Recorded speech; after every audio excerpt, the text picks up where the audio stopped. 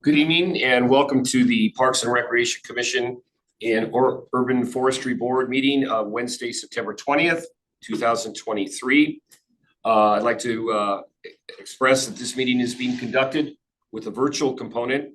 Anybody wishing to address the commission virtually may join the meeting online at https://mountainview.zoom.us/j/h5398627008 or by dialing 669-900-9128 and entering webinar ID 853-9862-7008. When the chair announces the item on which you wish to speak, click the raise hand feature in Zoom or dial 9 on your phone. When the chair calls your name to provide public comment, if you are participating via phone, please press star six, thank you. Star 6 to unmute yourself. Okay.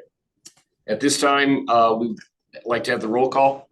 Alice, could you do a roll call? Sure. So Commissioner Michener. Here. Commissioner Summer. Here. Commissioner Felios. Here. Commissioner Bryant. Yes. And Commissioner Davis. Here. Okay, thank you. All of us are here. The next item on the agenda is item number 3, the minutes approval. The minutes are attached to our agenda, and I'm assuming we've all reviewed them. Do we have any questions or additions or comments with regards to the minutes? I'll move that we approve the minutes. I'll second. Moved and seconded? Yeah. At this time, I'd like to, we have all the input we want to add other than that? Okay. I'd like to open up to the public for any comments on the minutes. Down there? Nothing? All right. Then I'll call for a vote. We'll do a roll call vote. Commissioner Michener? Yes. Commissioner Summer? Yes. Okay. Commissioner Bryant? Yes. Commissioner Davis? Yes. And I'm a yes as well. 5-0 approval of that. Move on to item number 4, oral communications from the public. This portion of the meeting is reserved for persons wishing to address the commission on any matter that is not on tonight's agenda. Speakers are limited to 3 minutes, and state law prohibits the commission from acting on any non-agenda items. So our, first of all, in-person people, is there anybody who wants to speak to anything that's not on the agenda? Seeing none, I'll revert to virtual. None? Okay, no one's raising their hand. So we will move on to new business. And the first new business item is item 5.1, donation of a monument and park benches in honor of the 1975 Mountain View High School football team championship. And I believe staff member Tim Youngberg is going to take this on for us. Thank you. My name is Tim Youngberg. I'm the Parks and Open Space Manager, and I'm going to give the presentation on behalf of the 1975 CCS Champions Mountain View High School Monument donation. Can you put it on the PowerPoint?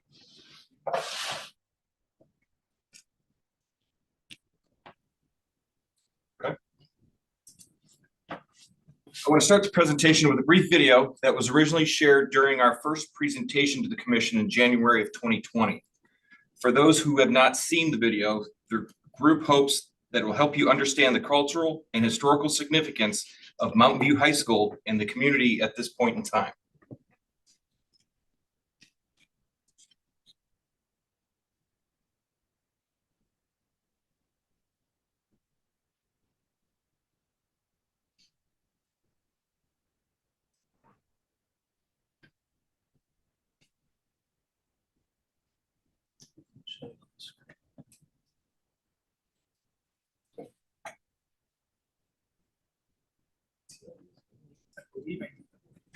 Yeah, so it's on you, right?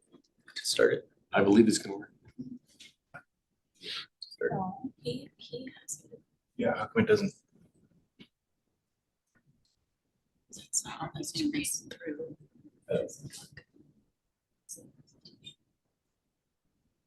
Work earlier. Yeah, do it work earlier.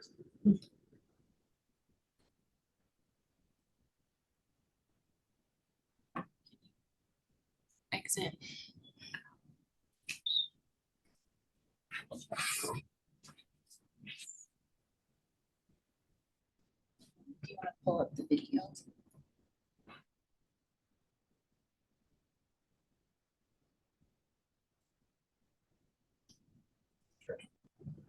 Still working on pulling up the video.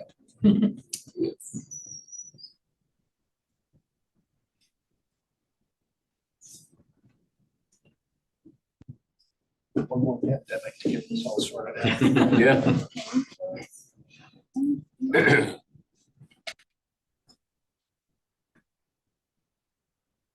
can open it first.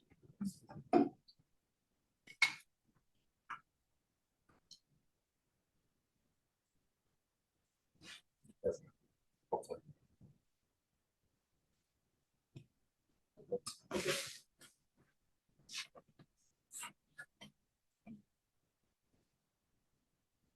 No, we don't have sound.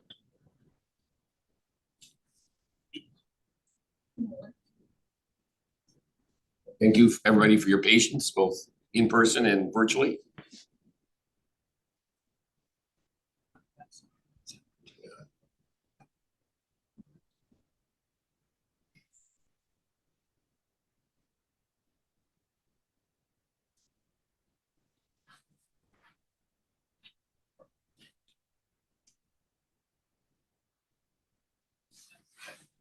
Audio path.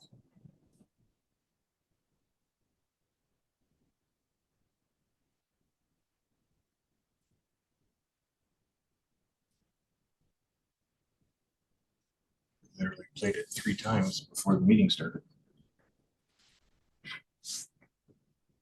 Okay. So I'm going to have to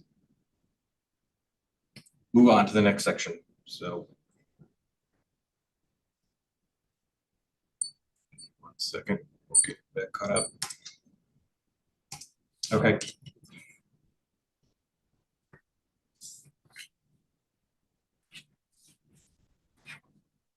So a short time after the project was originally presented to the PRC in January of 2020, COVID-19 forced everything to shut down and put a pause on this project.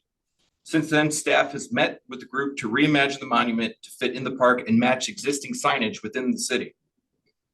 The purpose of the monument is to have the opportunity to celebrate Mountain View's history, cultural diversity, acknowledge the legacy of Mountain View High School on Castro Street, recognize some remarkable young football players who overcame physical and social adversities to achieve this historic feat. And most importantly, inspire future generations of Mountain View youth to believe. So I bring this photo up here of it's actually a 1946 aerial through Google Earth, and it shows how the field sat and where the currently Franklin Street is, High School Way. This is the parking lot by Eagle Pool, and where the actual monument location is going to be right here. So let's call it around the 35, 40 yard line if it was on the football field.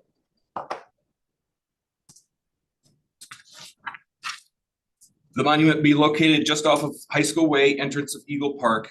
You will face the field when you're reading the inscription of the sign. The proposed location of this donation is considered far enough from existing Veterans Memorial, and the alumni state would be in a location that would have overlooked the old football field.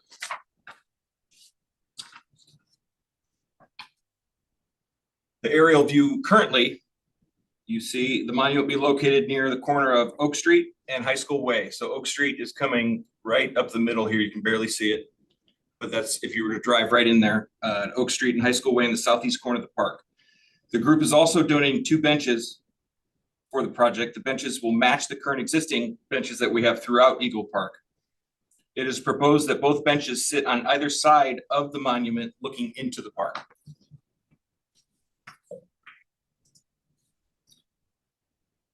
The sign, which is an attachment to everyone's packet and is on the next slide, it closely matches what we have at the Veterans Memorial that was installed a few years ago at Eagle Park. So it's the same structure where it's like this cantilevered signage where you have the feet and then the raised where the sign will be. And then there's additional feet in the back to help hold up the monument of the eagle statue.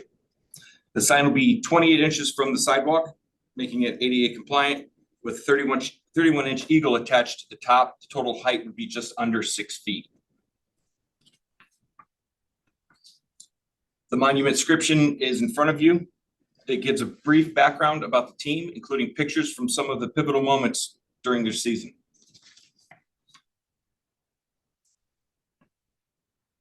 Staff's recommendation is to accept an updated donation to the city of a monument recognizing the Mountain View High School football team that won the 1975 Central Coast Championship and 2 public benches to be placed at Eagle Park.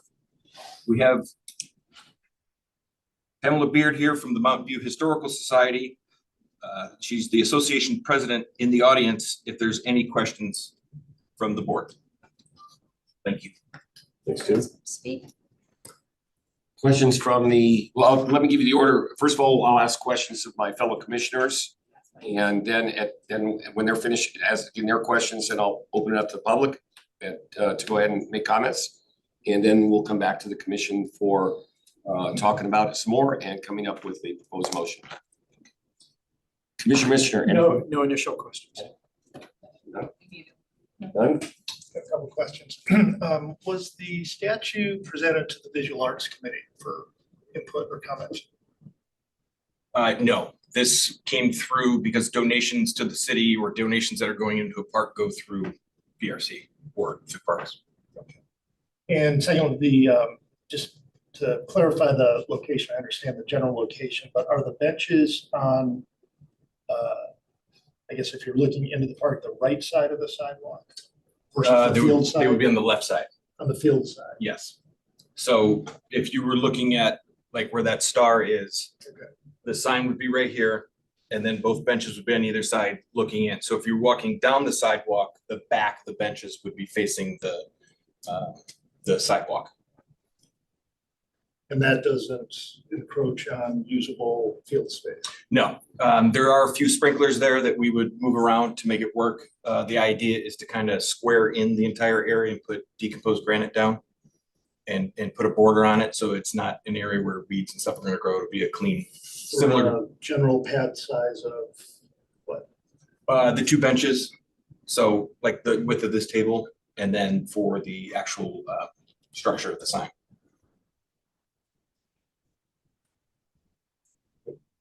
I ask a Sure. question? So this, what we're looking at here, this is a parking lot for the swimming pool, right? Yeah, the parking lot is actually up over the top of that mound. So you can just make out where the trash receptacle is in that photo. So from those like sidewalk, you see the back of the monument.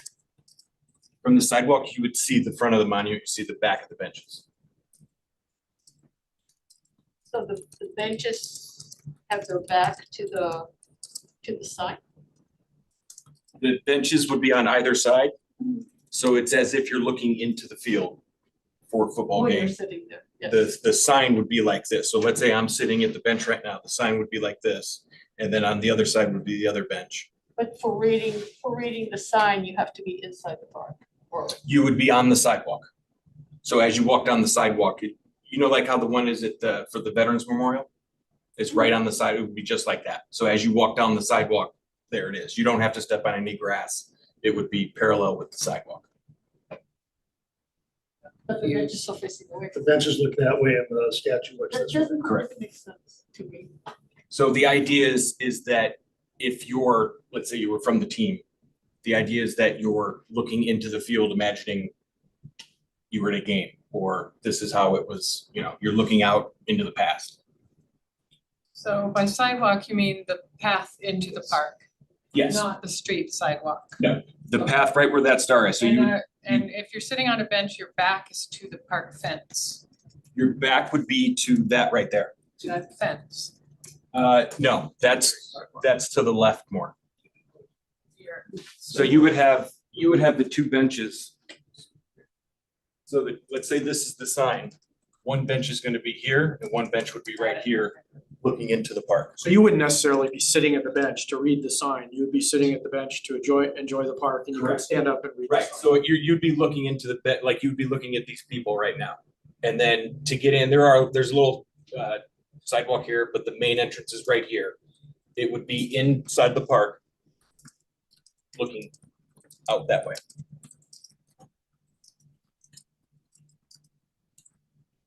We're good on questions? At this time, I'd like to invite any members of the public to come up and speak. You already filled out a card. I appreciate that. And you can just leave it on the podium. And of course, we have the 3-minute rule. Chair Capelios, if you'll remind folks if there's anybody online that would like to raise their hand to do so. Thank you for reminding me of that. For those of you that are virtually with us, we will open up to virtual comment after the in-house comments. Go ahead. Yes, thank you, commissioners and city staff for letting us speak. I'm Pamela Baird. I am the president of the Mountain View Historical Association Board. We wrote a letter, and I'd like to recap it real quick in case anyone hasn't read the letter or forgot what we said. Dear commissioners, this letter is written on behalf of the group advocating for the establishment of a monument to recognize the 1975 MVHS high school football team. The board of directors of the Mountain View Historical Association encourages the Parks and Rec Commission to approve the revised design for the monument. Even though the design has changed from what was originally approved, it still conveys the sense of amazement, pride, and community the winning team brought to the city of Mountain View and its residents. The MVHA is dedicated to identifying and preserving the history of Mountain View. This monument will further the appreciation of the history, the people, and the stories that are the legacy of our great community. We look forward to attending the dedication of the monument. And my name signed. As an aside, I also am a fellow committee commissioner. I've been on the planning commission and I serve on the downtown committee, but I am speaking on behalf of the Mountain View Historical Association. We conduct monthly downtown tours of Mountain View, and occasionally we will have people who have lived here for a long time. And I have to say that there is still a lot of pain and consternation when Mountain View High School was closed. So not only will this be a legacy to the football team, it will also be a reminder that there was once a wonderful high school that served for 55 years. When I first moved here, I couldn't imagine, why is the high school way on the other side of town? I live on the north side of town. And it wasn't until about 15 years later after I moved here that I learned that, oh, there was a giant high school here, and it was a wonderful facility. So again, it serves twofold, primarily, of course, to identify, and I heard you speak a little bit earlier, that this evidently was quite an amazing David and Goliath story. So we encourage you to approve the monument as presented. Thank you. Thank you for your comments. Appreciate it. And thank you for the letter as well. Anybody else here? This, okay. At this time, do we have any virtual attendees? We do, we have one, Helen Carroll. Okay. Ms. Carroll, is it? Okay. Can we go ahead and invite Ms. Carroll in? So, Yes, thank you. Yes, I just wanted to say this is very exciting. I think it's really wonderful to have this happening, and hopefully it will be voted in. It looks like it's been being looked at for a little while, and I think this is fabulous for our city to see. I wanted to mention also that being in recreation and athletics myself, I'm not sure if there are any famous women athletes from Mountain View High School that have gone on to the Olympics or to make a name for themselves. But I just want to keep an eye out for that too, and think about trying to look at some type of recognition for that also. But this is just great. I think Eagle Park is a wonderful place for this, and I can't wait to go to the dedication myself. Thank you. Thank you, Ms. Carroll. Do you have any others, Allison? Okay. At this time, I'll go ahead and close the public input, come back to the commission for comments and or at some point, a motion. So, I think it's up. Yeah. So I'm absolutely fine with the increased size of the monument. In fact, I probably like it better in this version. I like the addition of the information sign on the panel. I think that it really tells a story behind the monument, and for people passing by and walking through the park, it's an important addition. So I'm very favorable on this. You know, my only one regret is that, you know, I think it's unfortunate that so many of the team members weren't actually in that photo. As I counted, I think 9 out of the 36, there were 9 people who weren't who were listed. And I get it, that's probably the yearbook photo from that year, and it's probably the best that we could find. But you know, I just wonder if there was some kind of a picture from, right after the CCS holding up the trophy, and maybe there were more people from the team in that photo, but I'm definitely supportive of this. Thank you. Mr. Summer? Thank you. Yes, I'm supportive of this as well. I think it's a really fun and inspirational monument to have in Eagle Park. It doesn't seem to interfere with any of the other uses. Seems like it could make some sense, it'd be in 2023 to have a link to some of the online content, such as that video you showed, which is on YouTube, just a QR code or something on the signboard, so that later on it could, add some of these things that maybe as some of the memorabilia comes up. And yeah, I'm prepared to support this. Okay, thank you. Mr. Bryan? Yes, I think it's a really nice idea to kind of remember a moment of pride for the city, and reminding us of the old Mountain View High School. Will also be nice. The monument itself, I'm fine with. I'm questioning a little its location, and I'm very bad at visualizing if I don't have visual aids. So I'm still, after all the questions, I'm not completely clear what it will look like. I will refer to the plastic architect who will know better than me. So that's all I have to say. I commend the varsity class of 1975. I congratulate them on their achievement, and more than their athletic achievement, their incredible school spirit and camaraderie that's endured over the years. Having said that, I do have some concerns about this. Not stringent concerns, but and I think the summary is about precedent here. So what are my concerns? First of all, there are a couple existing references to the Mountain View High School that exist in Eagle Park. One is the bronze plaque at the base of the flagpole. The other, which was not included in the staff answer, is part of the Mountain View Historical Association and Veterans Memorial.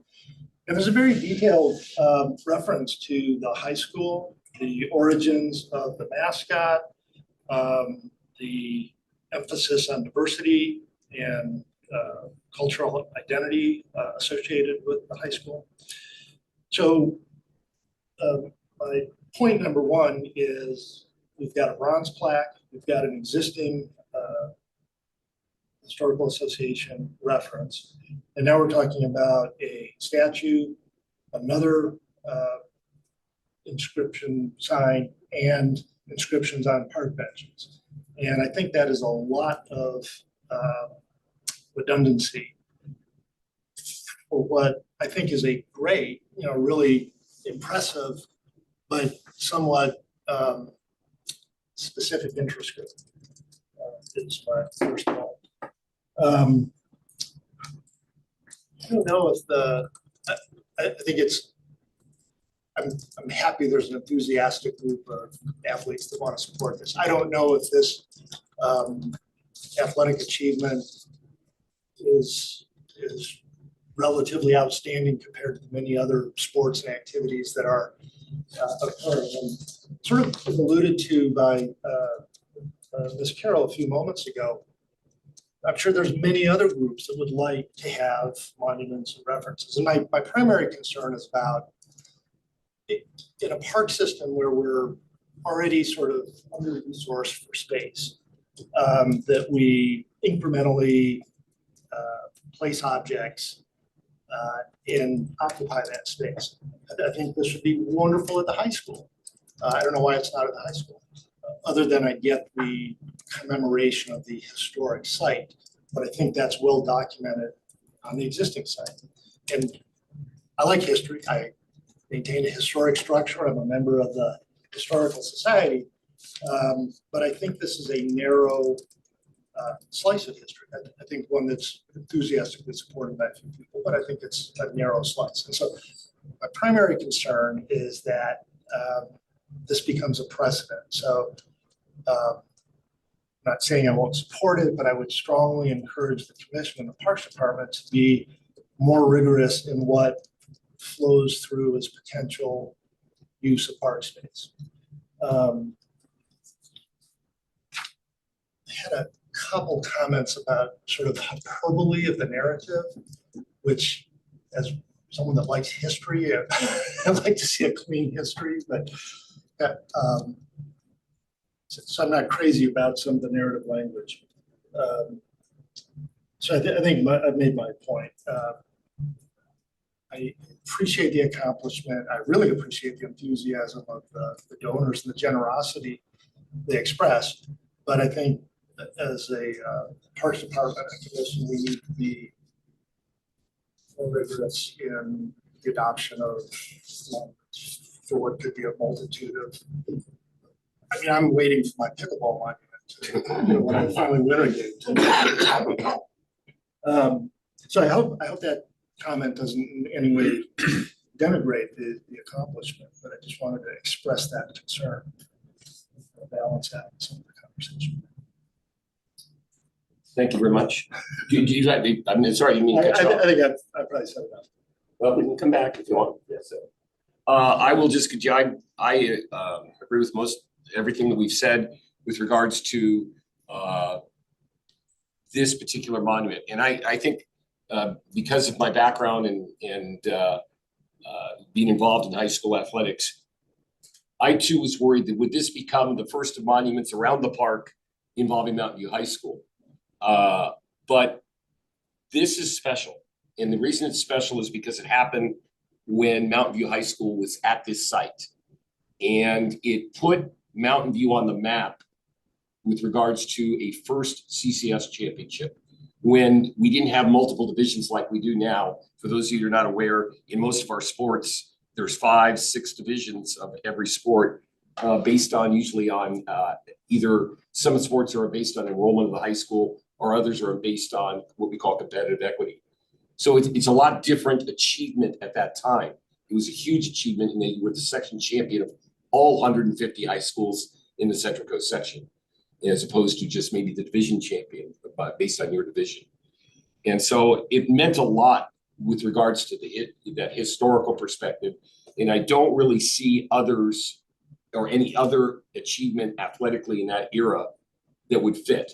And I would think that would be, should other groups come forward with regards to a championship of some sort from that era, I don't know that there are any others. And that's what makes this group real special.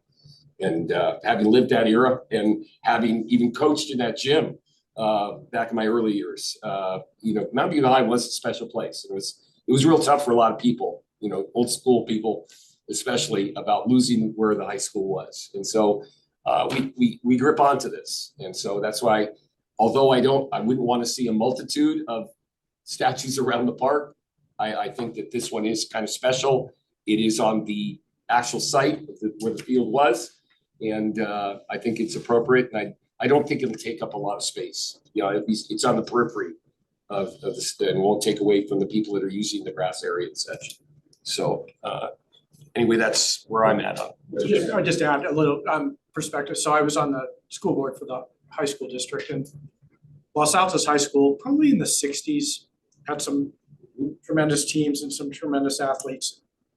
And they've named facilities at Los Altos High School after some of those people. I think they named the track and they named the gym, and there's a monument next to the football field.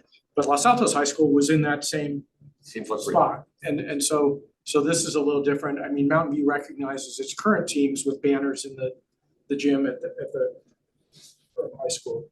But this was a unique achievement from the school when it was at Mountain View, and I haven't gone back through to see whether there were other CCS champions. There were fewer sports that people played back then too, so that's just a little more perspective. Sure. Thank you. I appreciate and accept your better judgment and recall on that. But if I could sort of revisit the other issue, which is, so I'm prepared to support it, but I would encourage a reassessment of the location. I would prefer to see the benches on the parking lot side of the sidewalk, still looking into the field and oriented in the same direction as the statue. I have real aesthetic concerns about the statue, but I think that's water under the bridge. My understanding is it's already purchased. I think the imagery of the statue actually in no way reflects the aesthetics of the and the narrative behind the original mascot, but let that go. So I guess I would support, accept and gratefully accept the generosity of the donors, but would ask the Parks Department to please evaluate orienting the benches into the park from the east side of the sidewalk and orient the benches and the statue in the same direction. So the monument on the left side, if you're walking in the park, and the two benches on the right side. I So would- the benches would be looking at the monument. It could be that, but I was thinking both on the right side of the sidewalk with the benches on either side of the monument. And yeah, so we could either look at a bench or a monument. Drawn out, but I think it gets to some of the same concerns that Commissioner Bryant had.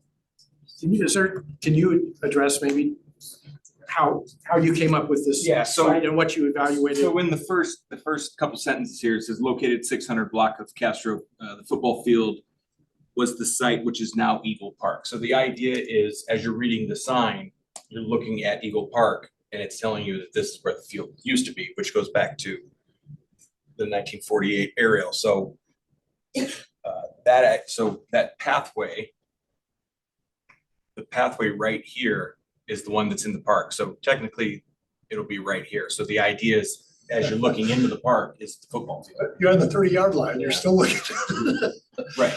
That's a rational explanation, and I think our concern is really more about the land use consideration. Chair, I have a thought too. It's just the way that I will, it's. let's, Sure. looking So, at it. so, I think we need to also, I mean, the idea of looking, you're standing there and you're looking at the field, I mean, that's great, but people can turn their head if they have to. But we need to make sure that this fits into the park and into the needs of the people who are there. And in fact, we have very few benches. It'll be great to have a few more benches. Especially at that end of the park. yes. Highly supportive of that, but actually, one of my concerns was, is this in the way of people, will people run into it, will it, cause some kind of hazard? So, I mean, we kind of need to look at this, the monument and the benches integrated and serving the park also. I mean, it will be great to have the kind of the memories of people who've been here for a long time. Mountain View is a much smaller city and not the center of tech, but a place where people were living and growing their lives, but it needs to be a pleasant space in the park, in addition to the park, not only a monument, but in addition to the park itself. I think this backside is more mounted. There would be some grading. can I move on to Commissioner Summers? Yes, has another comment. Yeah, so, well, two things. So, I don't live very far from Eagle Park and I walk past the spot almost every day. And that combined with my 4 years of coaching youth soccer, which we practiced here. Very often what you see in that corner, I'm just gonna call it left, on the left side as you walk into the park, is everybody plops their stuff down right there because you've arrived in the park and that's where you kind of stage all your gear. So there's usually a lot of gear plopped down right there. And I've noticed that also happens with the Quidditch practice, and the dog walkers, and everybody kind of stages out of that corner. So it could be an okay thing to have a couple of benches there. Because it'll give you a place to meet, right, like meet at the sign. So that's relates to which side of the walkway it's on. But then the other thing for me, I don't know if any of you, or probably Jonathan is, are familiar with Christopher Alexander, A Pattern Language, which is this very nerdy architecture thing. But basically, it talks about having, when you're sitting, you want your back protected because you can't see behind you. And so by putting those benches like out in the middle of open space, it's actually very unprotected and not the friendliest spot to sit. So what I would say is move the benches so they're protected by the fence behind them. So it's turning the whole thing 90 degrees. You're still looking, in fact, you're directly looking onto what is the field. But so that's me as a landscape architect. But as a commissioner, I don't need to rearrange this plan that's been in the works for 4 years and staff has extensively discussed it with the donor. I feel satisfied with what's being proposed. So if people were inclined to look at a different site, including the one that Commissioner Davis is bringing up, I wouldn't be opposed to anything in this whole general area because I think it will be a nice feature to have right at this big gateway. And it reminds people, you know, what was there. It's always been an open field. Thank you. Commissioner Bryant, did you have any other? Actually, the nearness to the fence seems to kind of contain it in a way, which makes a lot of sense. Commissioner Davis? Do you want to comment on that? So I understand that. I think actually having your back to the fence where there's circulation behind it is also maybe a little uncomfortable. And having it on the right side of the pathway, which also has the benefit of having more shade, in my mind achieves the kind of feeling of security. You're sitting in a protected location. It achieves the view into the field, the majority of the whole field. But I think I recognize that it probably requires a little bit of grading because it slightly mounts up there. But I'm, to your point, I am willing to get off my picky design high horse and leave it to staff to resolve. So let me just bring up two things here. One option would be if you were to put 2 benches on the right side of the pathway, you would probably force it down the pathway farther. And then it is kind of mounded right there, so it would have to dig into a mound and, you know, maybe put some sort of rock and stuff there, and then put the sign on the other side, standing alone by itself. So you would have 2 benches on this side of the, looking into the field, and then on the other side of the pathway would be the sign, inscription, all that stuff. Or the original where there's a bench on either side, and that keeps it down here. What I'm worried about is if we keep going this way, the mound gets more and you start impeding on more park space. Whereas this is kind of, I don't want to say it's in the corner, but it's not as far into usable park space. You know, there is a part of the park that's sort of dedicated to memories and commemoration. That's the Veterans Memorial area. In one sense, it would be nice to keep those things together. I don't know why there was an aversion to having it near the Veterans Memorial, but that's kind of a place of remembrance within the park. And it doesn't mix up the uses. But anyway, I am getting into some design, so. Can I make a motion? Commissioner, sure, please. I'd like to make a motion that we accept the donation of the monument recognizing Mountain View High School football team and the 2 public benches to be placed at Eagle Park, with openness to, if staff thinks there's a better configuration for the park seating, to that they could tweak that if they want. Essentially record. botched my.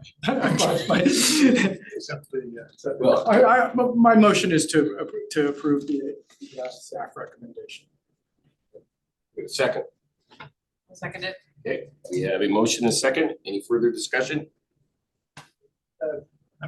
so your motion was accept the donation and the staff recommendation and allow some. I retracted that, but if you want Okay. to, because my wording was botched, so if you want to add that as a friendly amendment, I might.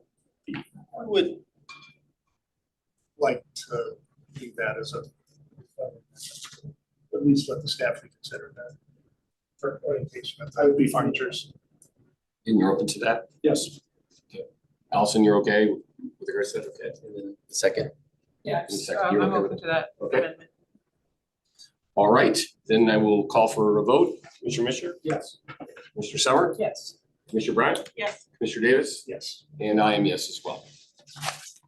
Thank you very much. Thanks for the input. Appreciate it. Thanks for being here. Thanks for those people, Ms. Carroll, for attending as well. The next item on the agenda is the Parks and Recreation Strategic Plan Update and Commission Input. And is that you, Commissioner? And you're not a commissioner, you're director. You're our boss.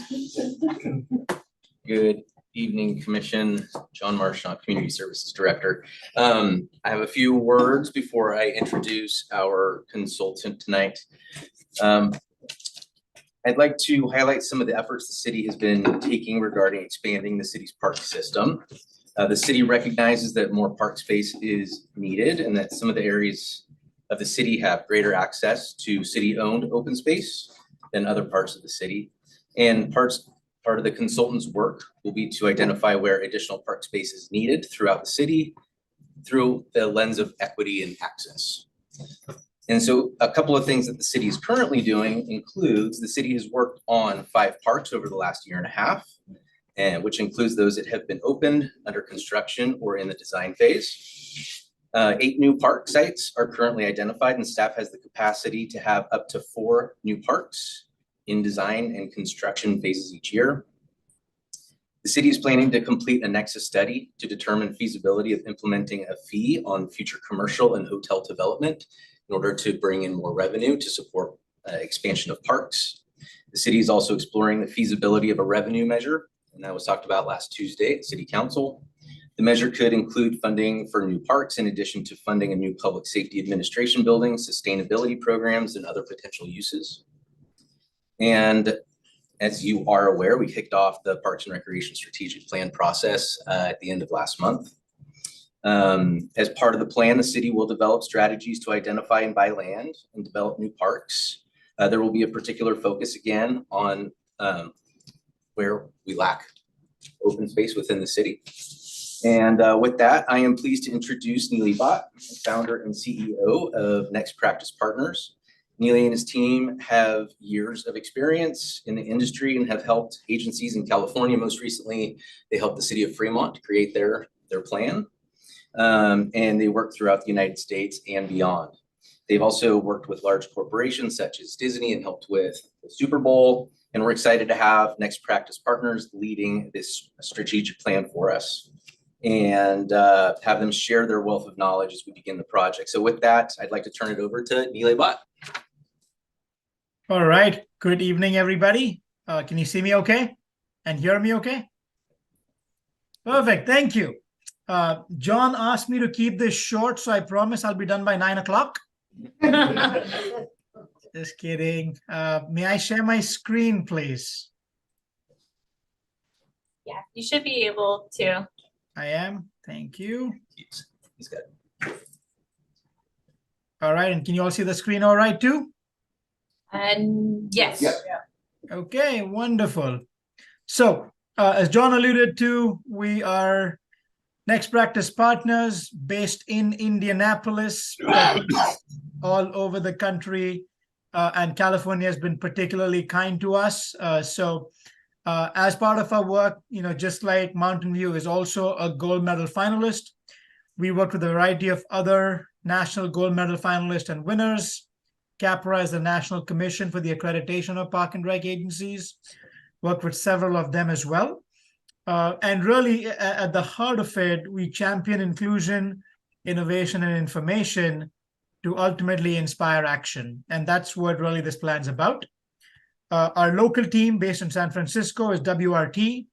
They're planners, architects, designers, engineers, landscape architects. And so they will be the boots on the ground, assessing every single site, park, facility, etc., to give a sense of the conditions, the future requirements, needs, capital improvements, and so on.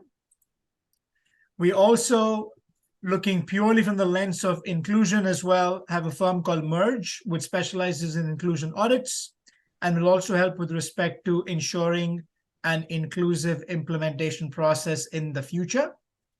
And complementing all this is ETC Institute, which is a national statistically valid survey firm that will conduct the statistically reliable survey sent to Mountain View residents based on the input we received throughout the process, including from all of you tonight. Just a little background, don't want to get into all the different projects. These are just some of the logos in recent times of the agencies we have worked with in and around you and all over California, from the largest of the large, Los Angeles County and San Diego, to the ones closer to you. John mentioned Fremont as well, Lodi, Pleasant Hill, San Jose, and as we speak, we're working in San Bernardino and Vista as well. So every winter, somebody has to leave Indiana and come to the West Coast, and I just take one for the team. But in addition to that, these are some of the other national gold medal winners that we've also worked with and done the plans for. And in addition to just Parks, Recreation, Community Services agencies, we have team members, including myself. I'm a former Disney cast member, been on the board of the National Recreation and Park Association. One of my team members actually is a Sacramento born and raised team member, and he helped an agency in Oregon win the national gold medal. We organize and coach and curate TEDx talks and TEDx speakers. And so as a part of this process, really, it's learning from the best of the best in the parks and recreation field, but also the ones beyond. So we have the perfect combination of parks, rec, and community services with a lot of storytelling and a little bit of pixie dust thrown into the process. So that's really what underpins our entire approach. Want to quickly share with you all some key findings as we look at population projections and what we shared in the public input meetings thus far. Just as we think in terms of population data, you continue to grow, as you all are very well aware, from the 2010 census to 2020 to the current estimates.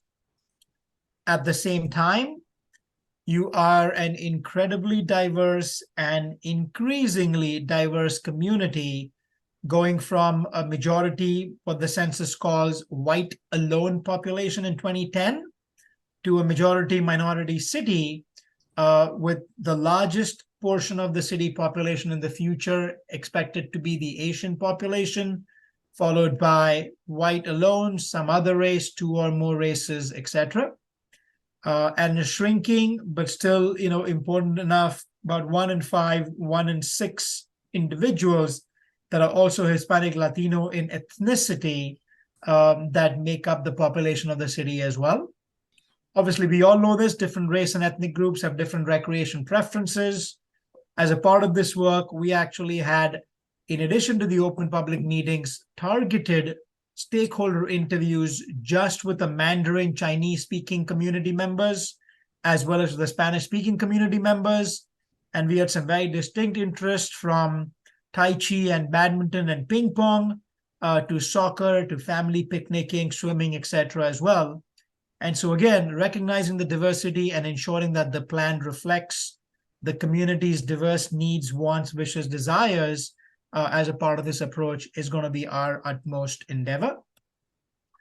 Of course, as we think in terms of age segments as well, that's another element here.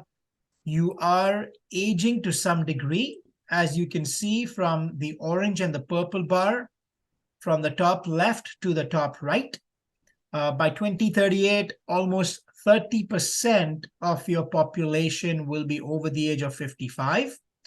I refuse to call them seniors. They don't behave like it. They're very much active adults.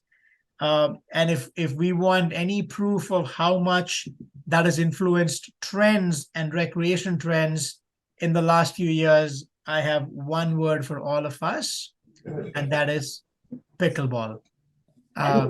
What certainly grew very much as an older active adult sport is now getting younger by the day and more multi-generational. And in your case too, 44% of the population in the future is still going to be comprised of young families and kids. And so it's important that as we think of this plan, we're thinking of a true multi and intergenerational experience that caters to the broadest race and ethnic groups, but also the broadest age segments and the interest of the community. And of course, as you know this very well, you are a significantly above average educated as well as income deriving community. The gold bar is the per capita income each individual.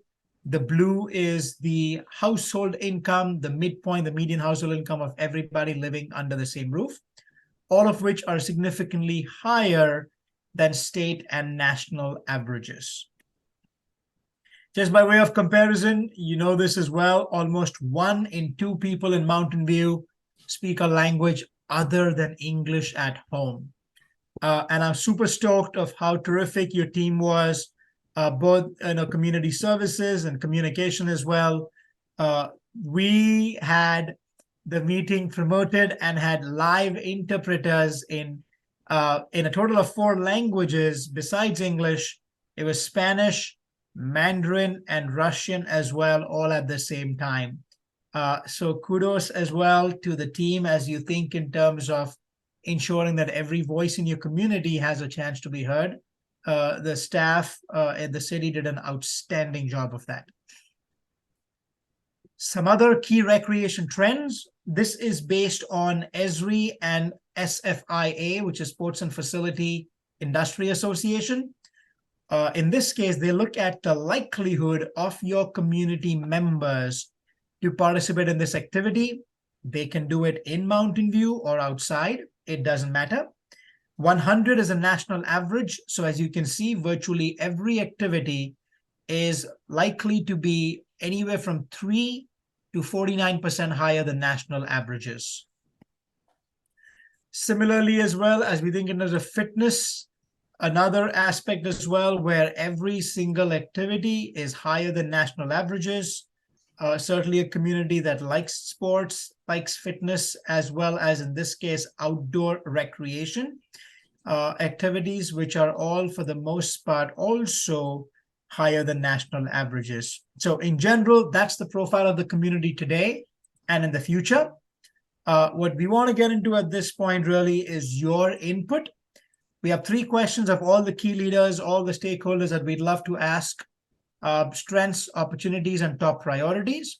But before we get into that, I want to pause for a moment and see if you all have any questions, any clarifications, anything we could help answer. Questions of Commissioner Misher. Yeah, since you're here, I had a question. So I just happened to be watching last week's city council meeting for another reason, but at that meeting, there were some comments from members of the public. And let me say this too, I attended one of the virtual kickoff sessions.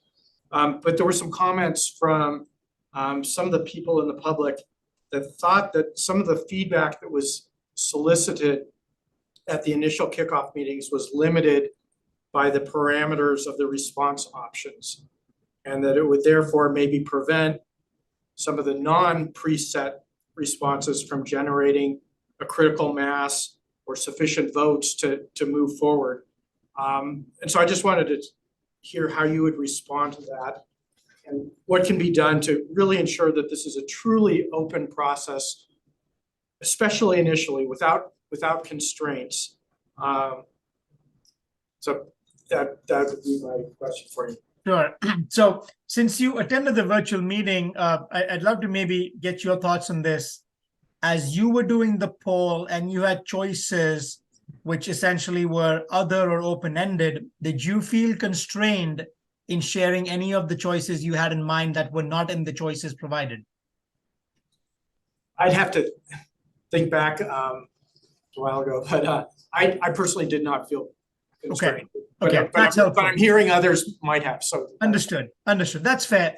So part of it is, right, for each of these, firstly, this is one of maybe a dozen different avenues for the community to give feedback, right? So as the process started, we had invitation-only stakeholder and user groups. We had 4 open public meetings. We had dedicated focus groups in Spanish and Mandarin already.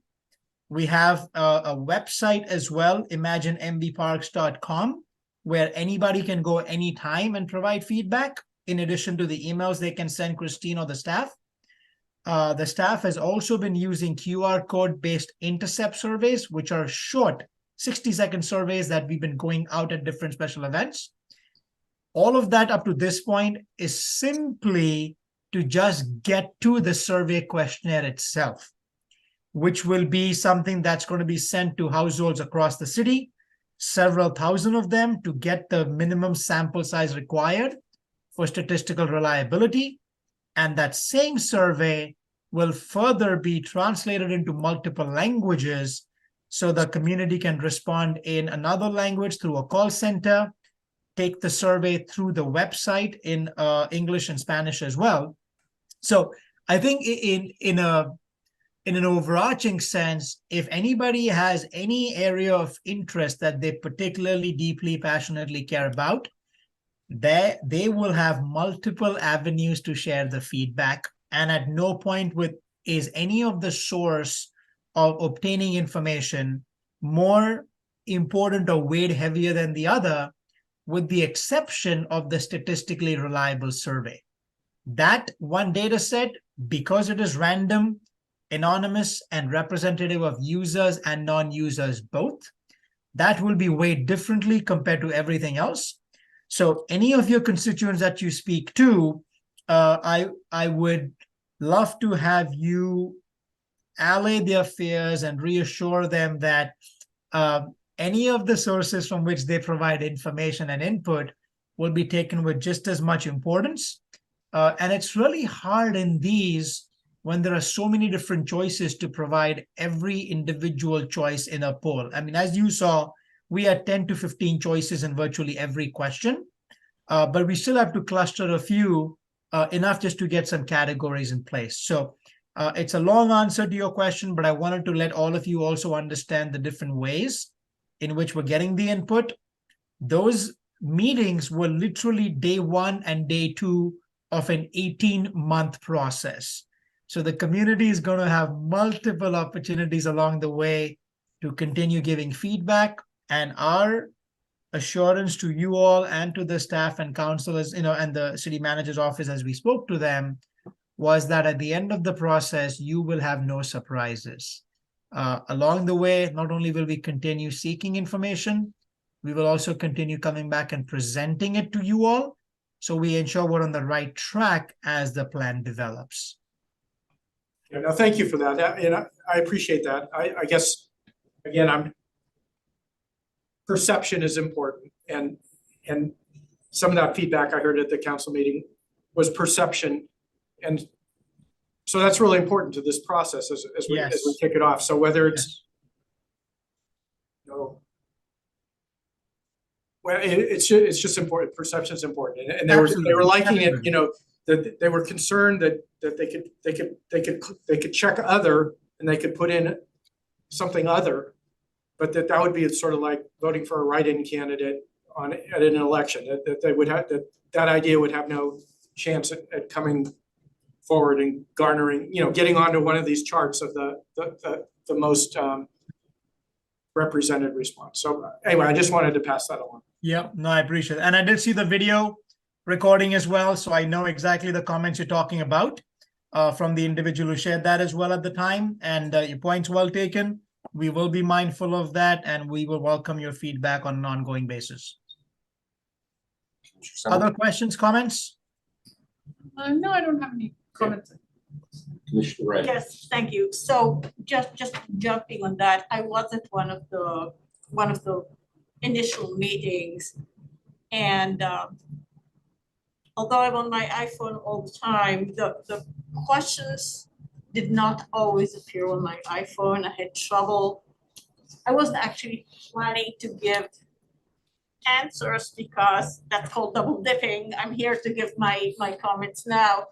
But there was a problem with participating, and I heard from other people who were at the meeting that there was a problem. So technology is sometimes our friends and sometimes Right. there is a problem connecting with it.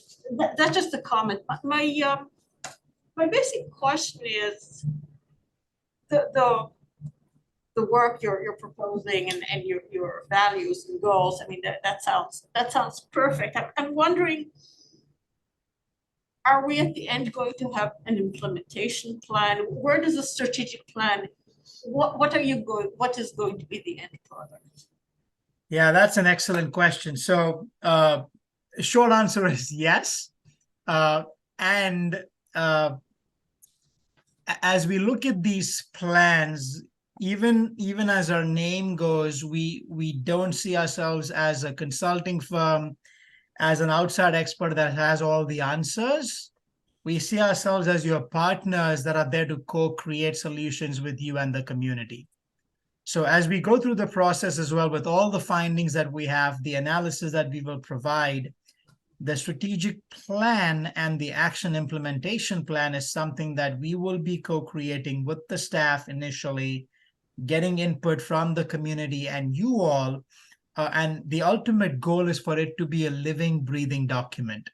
And I say that because I did a lot of plans that were completed in Jan and February of 2020, and they were essentially redundant 60 days later. So the last thing we want is a plan that is set in stone or that sits on your shelf, but recognizes the financial realities, the socioeconomic realities of Mountain View, the availability of the land, the situation now with the school district and however that plays out, right? Recognizes all the things that are happening on the ground and gives you both a vision and an action plan, but one that is flexible and open to change. So the plan will have goals, strategies, tactics, performance metrics, and timelines. And it becomes one of those tools where staff uses that on an ongoing basis. You use it to hold them accountable as well. And it becomes a document that gets used and updated on an annual basis, if not more frequently. Great, thank you. Mr. Davis, any questions? Yeah, some comments. I'm gonna ask Sandy though, since she rolls her eyes. Oh, Process planner. So thank you, Mr. Bott. Jonathan Davis on the commission here. I joined a live session. I joined the next day's virtual session. My wife joined one of the special interest groups, and I commend you on the efforts. I think it had great energy, and notwithstanding some of the technology stuff, I think it came off really well. Actually, in my group, I think your staff would quickly assist someone that was having technology issues. So I thought all in all it went really well, and I commend you on that. Just keying off maybe Commissioner Mitchner's question, despite what Commissioner Summers might say, from a process standpoint, I think having some kind of like navigation dashboard of where we are in the process, or where is what I'm doing and responding to right now going to fit into what I'm ultimately expecting to see. So having previously been a planner, of course, I have a sense of process, and I'm not sure everybody does, but I do think people like to know how what they're doing right now fits into the big picture of the outcome of the plan. So, I don't know if in these meetings and conversations you could have the milestone chart or kind of indicate, this survey is going to feed into that. From that, we're going to do these kinds of things. Doesn't have to be elaborate, but just a way of kind of orienting the participants. And that would be my only comment. Other than that, I'm really excited about Yeah, no, I appreciate that. That's good feedback. What we've also tried to do, and I'd love for all of you, if you haven't checked it out already, to also check out the website, imaginemvparks.com. And that's where we actually, not only do we show all the milestones completed, we also have the presentation from each of these meetings uploaded there for anybody to see it. And the project life cycle continues on as well as we go forward. So these are things we will continue doing. I think your point is well taken as we go with future meetings. We will continue orienting the attendees also on where we are, where we have been, and what's coming up next. I just have one comment. I attended your second session in the Redwood Room on the second day you had it, and I was very impressed. I thought that I didn't hear the comments of city council. I missed that part of the city council meeting, but I'm a little bit surprised because at least in that session, you did an extraordinary job of addressing the people who had clicked other. You asked who clicked other and went right to them and said, what is it we need that is not on there? And so I want to compliment you on that. Also, I was very impressed how well we had people that I don't think have ever contributed with regards to comment feel free and encouraged to step up and speak in many different languages in the same room. And I just thought it was really a very cool thing to be at. I enjoyed it a lot, to be honest with you, and enjoyed the input from and the people that did come to that particular meeting. And it pretty much filled the Redwood Room. So it was a good significant crowd. So great start on your part, I think, and look forward to as we move forward as well. So. Chair Felius, I thought of a comment when you're done. Okay, I am done. Go ahead. Okay. Thanks for bringing up the website, which I found pretty engaging and useful. One thing I've noticed is that so I think the in-person participation is wonderful for people that can, break away and attend a meeting. And that unfortunately isn't everyone, like people who are working during that time or whatever can't attend. And so you offer the virtual meeting, which is great. But I also like this ideas site on the Imagine MP Parks, but it's buried. The news feed hogs the space and you have to know to click on that tab. There's only two ideas there, and I'll tell you one of them is from me. And the reason I perked up to this because I ran a public participation project similar to this in my real job, and that ideas forum is incredibly powerful. And the parting and promotion of other people's ideas can really become something useful, and it gets to that a little different kind of comment than you're going to get out of your statistically valid survey. So I would like to see a lot more made of that, and not just because I put my comment on there, but I think that like free form, open-ended, you can just put down whatever you want and then other people promote it. It's sort of a good way to interact online. It's positive, right? Like you like the comment, there's no disliking or flaming, right? It's promoting good ideas. So it might just be a matter of restructuring a little bit to give that a little more prominence on the website. So that's, I have a question around that is how much are we intending to feature that as part of this process? What was your intention about that ideas portion of the website? Want me to take this one, Neela? Okay. Christine Crosby, Recreation Manager and Project Manager with the strategic plan process, and have the honor to work with Neela on this process. So we just launched the ideas widget about a week ago, and I tested it and it's like, oh, how's this gonna go? And so when we did the public noticing for this item, that was when we first just broadcasted to see, to tell our user groups that, hey, we have this option, try and use it. So I was very happy to see that we have 2 comments so far. And I think we'll play around with the website. It is a totally new website layout and format for us. And we're kind of learning as we go, a lot of clicking and testing and what does this do? And so we'll see if there's a way to highlight it more. or put some sort of instructions in the landing page so that if you do come to the page, you want to give some feedback, instead of searching for our emails, we can highlight, go to this button, throw in your ideas. So I think there's opportunity. There's also more features in this website that we haven't explored yet that can provide for additional engagement opportunities. And my hope is to launch one, play around in the background with the next one, and launch the next feature. So that there's always something. Every time you go to the website, there's something new to look at. There's something new to engage with, so that we're constantly gathering feedback as we go through the plan development process. Hope that answers your question. Great, thank you. So I'm just gonna throw out a challenge. When I did it, we had 8,000 unique users, so Ooh. you guys. We all know I love a challenge.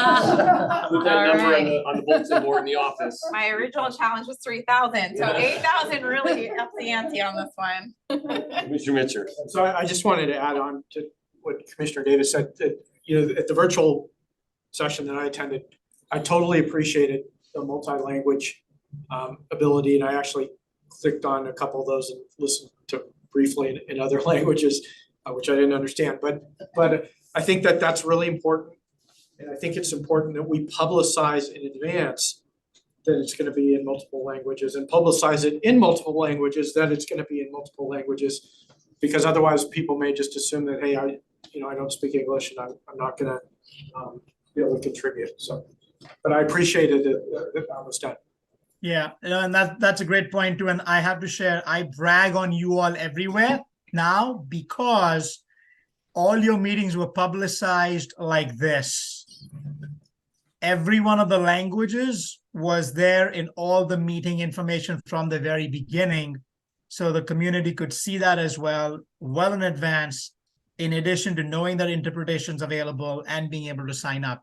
So I think your team, you all are lockstep in terms of your vision and ideas, because the team did an outstanding job. And I've been bragging on Mountain View now to say, which by the way, there's going to be a national podcast coming out right before the NRPA conference. And that's where I talk about Mountain View and how you set the bar of having a meeting done in 4 languages. I've done 3 before, 4 was a first for me as well. So we will certainly continue doing that too. And there's never such thing as too much promotion. So in the future, we'll continue trying to do even more. At this point, I would like to open it up to the public. First will be the public here in attendance, and then we'll follow it up with the people that are with us virtually. So if any of you would like to step up and make comment, we have the little blue cards we'd like you to fill out, and you can leave it on the podium. And come on up, and there is you do have a 3-minute limit. Sorry about Chair that. Felios, No, 3 minutes you is would- good. remind those that are online, if they'd like to make a comment, please raise their hand so we can see how many people are interested. For those of you with us virtually, if you could raise your hand if you are planning on making a comment on this particular agenda item. So you have about 6 right now. 6, okay, I think we're okay. Go ahead. Okay, I can just start. Well, first of all, my name is Paying, pronoun she, her. This is my first time here. So I'm really, really happy because you might have heard me by voice. So really happy that I can see you all, staff, commissioners, fellow public. So I have some major points. Very, very excited that we have a Parks and Recreation Strategic Plan. Amazing contact communication of staff. Really just appreciate the staff working on this. I come from a community group based in Mountain View. We're called Green Spaces MV. You might have heard us throughout the past years. We're really big on connecting health, urban nature, and Mountain View, our community. So we would love to see more trees, native plants, biodiversity. And we really think this is the opportunity to think short-term, long-term, where are we at in Mountain View and where we want to go in the future. But we really are striving for healthier communities filled with urban nature. I took a walk through the park, so I kind of want to walk through our park system, right? Let's start in San Antonio Crossing. We have Del Medio Park. Walk our way on San Antonio Road, go on Old Middlefield Road to Wyandotte Park, going to Sierra Vista Park, loop our way to Heritage Park. if you have walked that park system area, you will notice that these are wonderful new small parks, maybe lacking a little bit in natural shade, opportunity for native plants, just more natural environment, natural habitat that can really enhance that space. Our group would really like you to consider a couple of ideas on where we can build upon successes already happening in the city of Mountain View. Volunteers, staff, community organizations already bring green initiatives, urban forestry, biodiversity into our parks. So I want to uplift a lot of people who aren't here because time, working families, children, so on and so forth.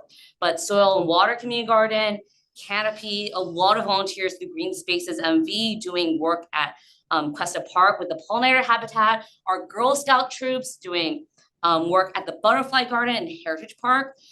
A lot of us want us to think about three main things: sustain, enhance, and innovate. If we could do more with sustaining our volunteer efforts, we're thinking about potentially long-term roles in advancing biodiversity and urban forestry in the city. We want to enhance our infrastructure within our parks, so benches, hydration stations for both the pets and the people, okay? Things like that where it really attracts people to come. A major point, I think, of all of this and outcome is having more diverse communities show up, and we need to be creative about that. Not everyone can come to these public meetings virtually or in person. Thank you very much. Hope you consider our recommendations. We did send a letter. Thank you. I wanted to thank you for the letter. We all received it, so. Okay, let's go. Welcome. Hi, I'm Celia Paymer, also Green Spaces Mountain View, so I'm gonna kind of like tie into that and also emphasize some things out of our letter. So the letter's the long form, this is the maybe abstract, I guess.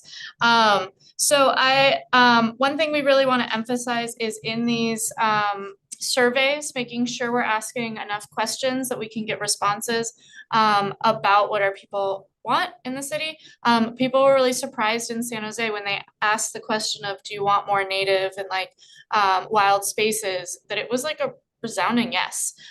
So people do really want biodiversity these days. They want places to walk where it feels like nature and have their children interact with nature as well. So hopefully we can get that in the survey. Another thing is maybe talk about volunteers in the survey who would like to be volunteering. What would it take to encourage them to participate in the city?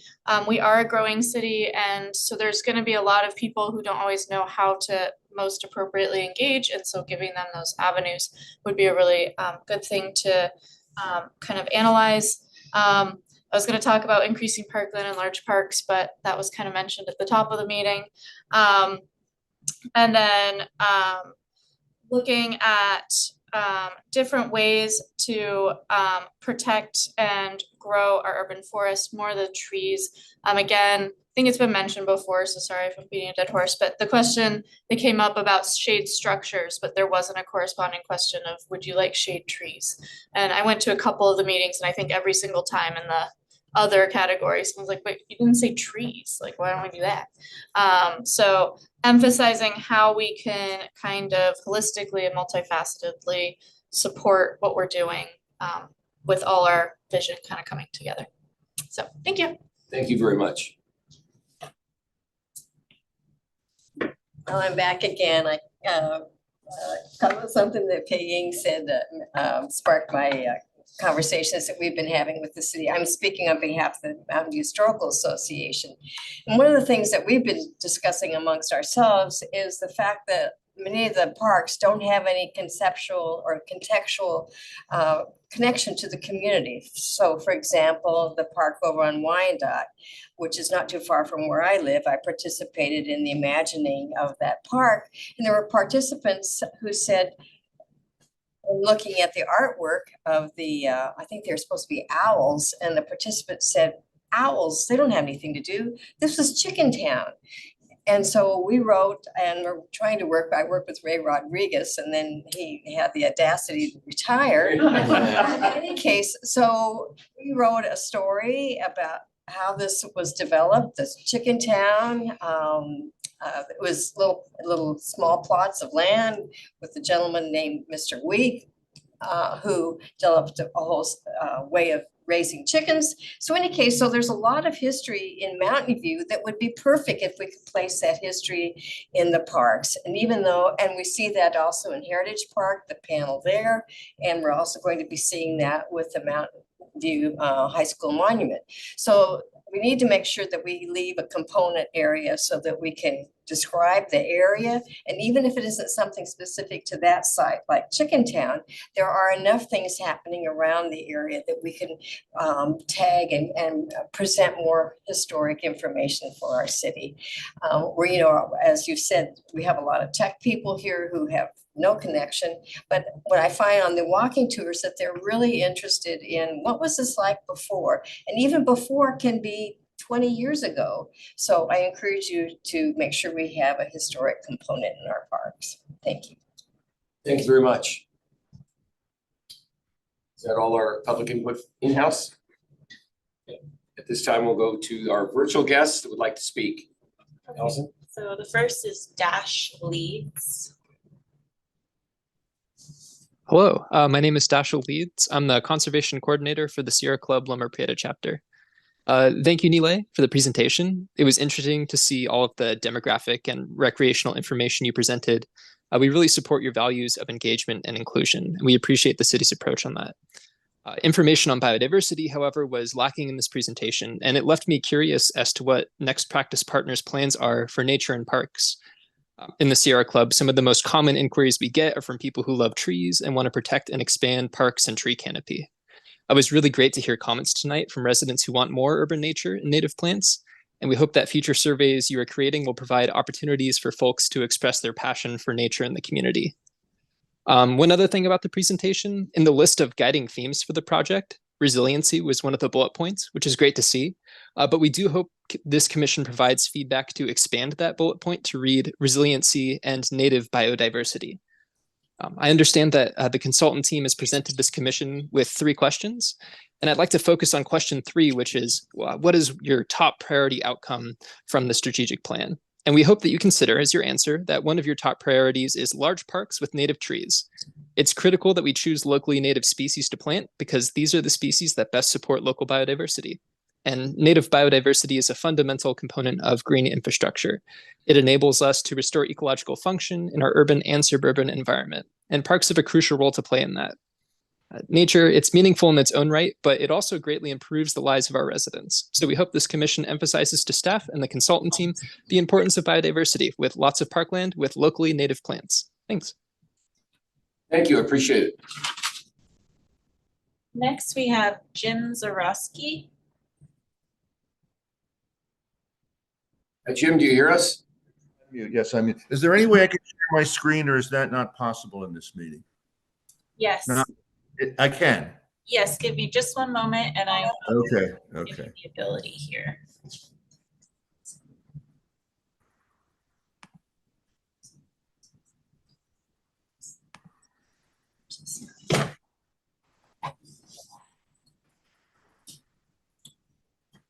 Okay,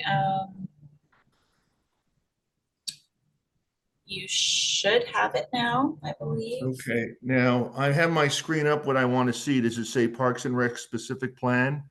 September 20th, 2023 on your screen? No.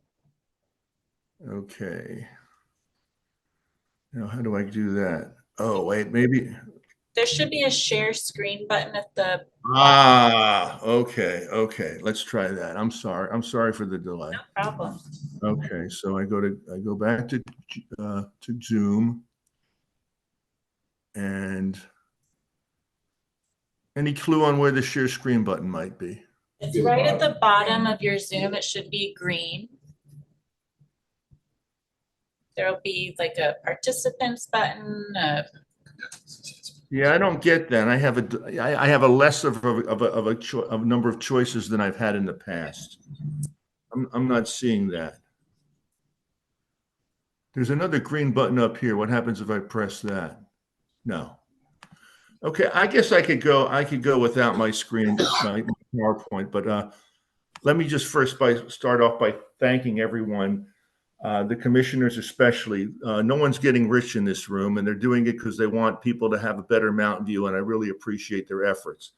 I also want to thank John Marchant for his clarification of staff's efforts and where we're going. And I also want to thank the work of Next Practice Partners, who are averagely experienced and very competent, and they're people that we can learn from. I was one of the speakers at the council meeting on last Tuesday, and in it I expressed my concerns about how the first meetings went. Specifically, I thought we were given choices that were not relevant to the city of Mountain View and kind of were a little bit tone deaf to what we want as a community. This is especially so because 5 of the 9 planning areas within this town have virtually no parks. And you really can't get started on things like obstacle courses, splash pads, sports courts, etc., until some of these people have their basic needs being filled. And I know it's very difficult in a place that cost over $10 million an acre for land, and this is probably something new for New Practice Partners, but it's something that it's the elephant in the room that we have to address, especially because the school district, who owns 40% of the neighborhood parkland in the city, is playing hardball with the city. I think one of the problems we got into was one of the comments by Mr. Bond, who's a very smart man, but he kind of stepped into a hornet's nest when somebody asked how come adding more park space wasn't one of the options in the survey we were given. And he replied, well, just put something else down like splash pad or obstacle course, and then maybe the city will build that in your neighborhood and you'll have something. And among the people that I talk to and I live with, that went over like a lead balloon. That was not the right thing to say. He's a smart man and he'll figure that out. Also not offered as choices were more trees, more undifferentiated play space, more native plantings and biodiversity. And as you're hearing from many members of the community, these are very important things to this community as it grows and as it becomes urbanized. We do not want to live in an urban wasteland. So as the city knows, as every commissioner knows, we have 5 of the 9 planning districts with very little park space. We have field access restricted in the school district park space for most of the day, almost 90% of the day during school days. And we all want to make sure that this plan does not meet the fate of the 2014 plan, which many on this You have panel 30 seconds, 30 worked second hard- warning. we'll get there. Worked hard on, but yet 10 years later, we have 10% more people and less park space. I compliment everyone on their openness and on their ability to look at this from a number of views.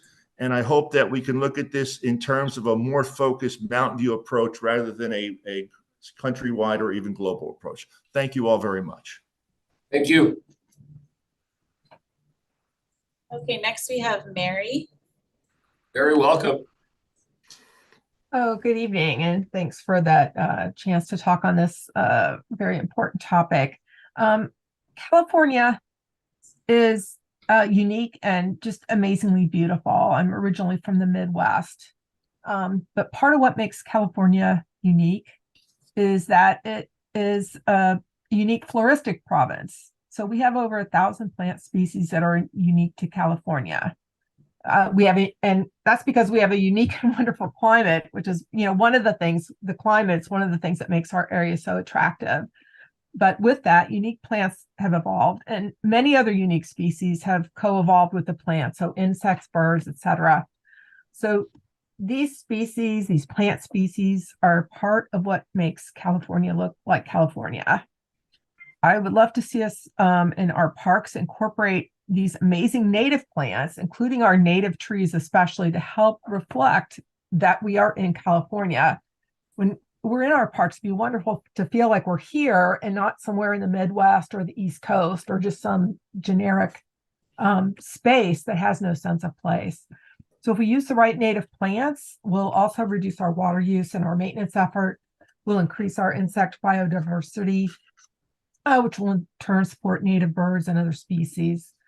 I think it's really important that we consider trees as a fundamental component of our parks and prioritize those for shade and for all the other ecosystem benefits that they provide with just water conservation and filtering and cooling and pollution fighting and everything else. And especially, again, it would be especially wonderful if that could include lots of our native trees for a sense of place. Thank you. Thank you, Mary. Next, we have Shawnee. Welcome, Shawnee. Good evening, commissioners and staff. I'm really happy to hear all the comments tonight. Really exciting. My name is Shani Kleinhaus. I'm the environmental advocate for Santa Clara Valley Audubon Society. Most of our members visit Mountain View Parks because of the bountiful bird life, like at Cuesta and Shoreline. And many members live in the city. Audubon has also been supportive and partnered with Green Spaces Mountain View in their efforts to integrate nature into the city's landscape everywhere. We have been advocating for wildlife, trees, native plants, ecological maintenance methods, and biodiversity for many years. And we applaud Mountain View leadership, staff, and city councils and the commissioners for the leadership on this. It's unique among cities in the region, just how important nature and biodiversity have been. And this is probably because, as we heard tonight, the people of Mountain View care about the trees and nature and care to make their voices heard. So as this process moves forward, I hope that the process itself is sensitive to this public's interest and sentiment, and that the Commission is involved in the preparation of survey and interpretation of results. I also hope that the Commission prioritizes habitat for birds and butterflies in every park. Every child and every adult should have a park where they can walk to and see a butterfly and a bird. And this is an important experience because, you know, there's a movement now that says that birds are not real. People should have the right to know that butterflies and birds and lizards are real and they're beautiful and they should enjoy them and experience the joy of seeing them near home. This experience can only be achieved if the natural environment, native trees and shrubs are regarded as our ecological infrastructure. Like all infrastructure, it should be connected and serve everybody in the city. And we envision small and large parks, each containing places with a little bit of wildness for the benefit of the planet and the people. And each park should have native trees, especially the fundamental building block of our valley's ecosystem, the native oaks. And they should be from here, not from somewhere else, to support, as Mary said, the local insect population. So please, we need more parkland. We need large parks and small parks, and we need native trees, especially oaks, throughout the city, and a gardener to keep the nature thrive. Thank you. Thank you, Shani. Next, we have Jessica. Welcome, Jessica. Hi there, can you hear me? Yes. Oh, great. Yeah, I just want to thank you, commissioners, John and city staff and NPP. Really appreciated the presentation and the comments today, as well as those from other community members. We live in a wonderful community of people interested in the outdoors and in increasing our neighborhood parks and open space. In the spirit of outreach and gathering feedback to ensure the helpfulness of this process, I hope the commission will consider the following. It was mentioned that the survey, the statistically reliable survey, will be incredibly important to this process, and more so than other feedback mechanisms in this process. We all know surveys are only as good as the questions asked, so it's my hope that the commission will request the opportunity for themselves and for public comment potentially on the questions prior to sending the survey. We want to make sure that they meet the needs of this community. And then I also want to understand when will the baseline data about Mountain View and I presume analysis of our neighboring and comparable city parks and rec plans be available to the commission and the public. Hopefully this can be available prior to the survey being sent. This is a really data-driven community, and I think folks would benefit from learning about our parks and rec programs and our neighbors as well prior to providing their survey inputs. It could be really valuable data for folks in advance of providing just such critical feedback. So thank you for your time. Thank you, Jessica. Appreciate it. Next, we have Linda. Hello, Linda. Hello, I'm Linda Ruthroff. I'm with the California Native Plant Society. When thinking about a community vision for our parks, it is important to consider what is known scientifically about people and nature. Children of all ages who experience regular contact with nature reap benefits in their intellectual, physical, social, and emotional development. These are the findings of 4 review articles consolidating the outcomes of approximately 400 scientific studies. Children and teenagers exposed to nature have positive outcomes in their overall mental health, including improved self-esteem, decreased stress, increased resilience, and less depression. Some of the cognitive outcomes include improved complex thinking skills, creativity, and imagination. Having access to green space in nature is the prime way that children are able to experience these developmental benefits. Quoting from the Journal of Pediatrics, access to nature and the benefits that come with it is a necessity, not a nicety. So this is an environmental justice issue. All of us should be advocating for equitable nature contact for children. Too many children are growing up indoors, staring at screens. We need to construct our communities in ways that promote their optimal development. We need to surround them with nature where they live, learn, and play. The way to bring nature into the city is by planting California natives with high habitat value. This is the most important component of parks, bringing nature into the city where children spend all of their time. Please remember to include nature in the parks. Thank you. Thank you, Linda. Curdy, you should pick this up. Okay. Next is Daniel. Hello, Daniel, welcome.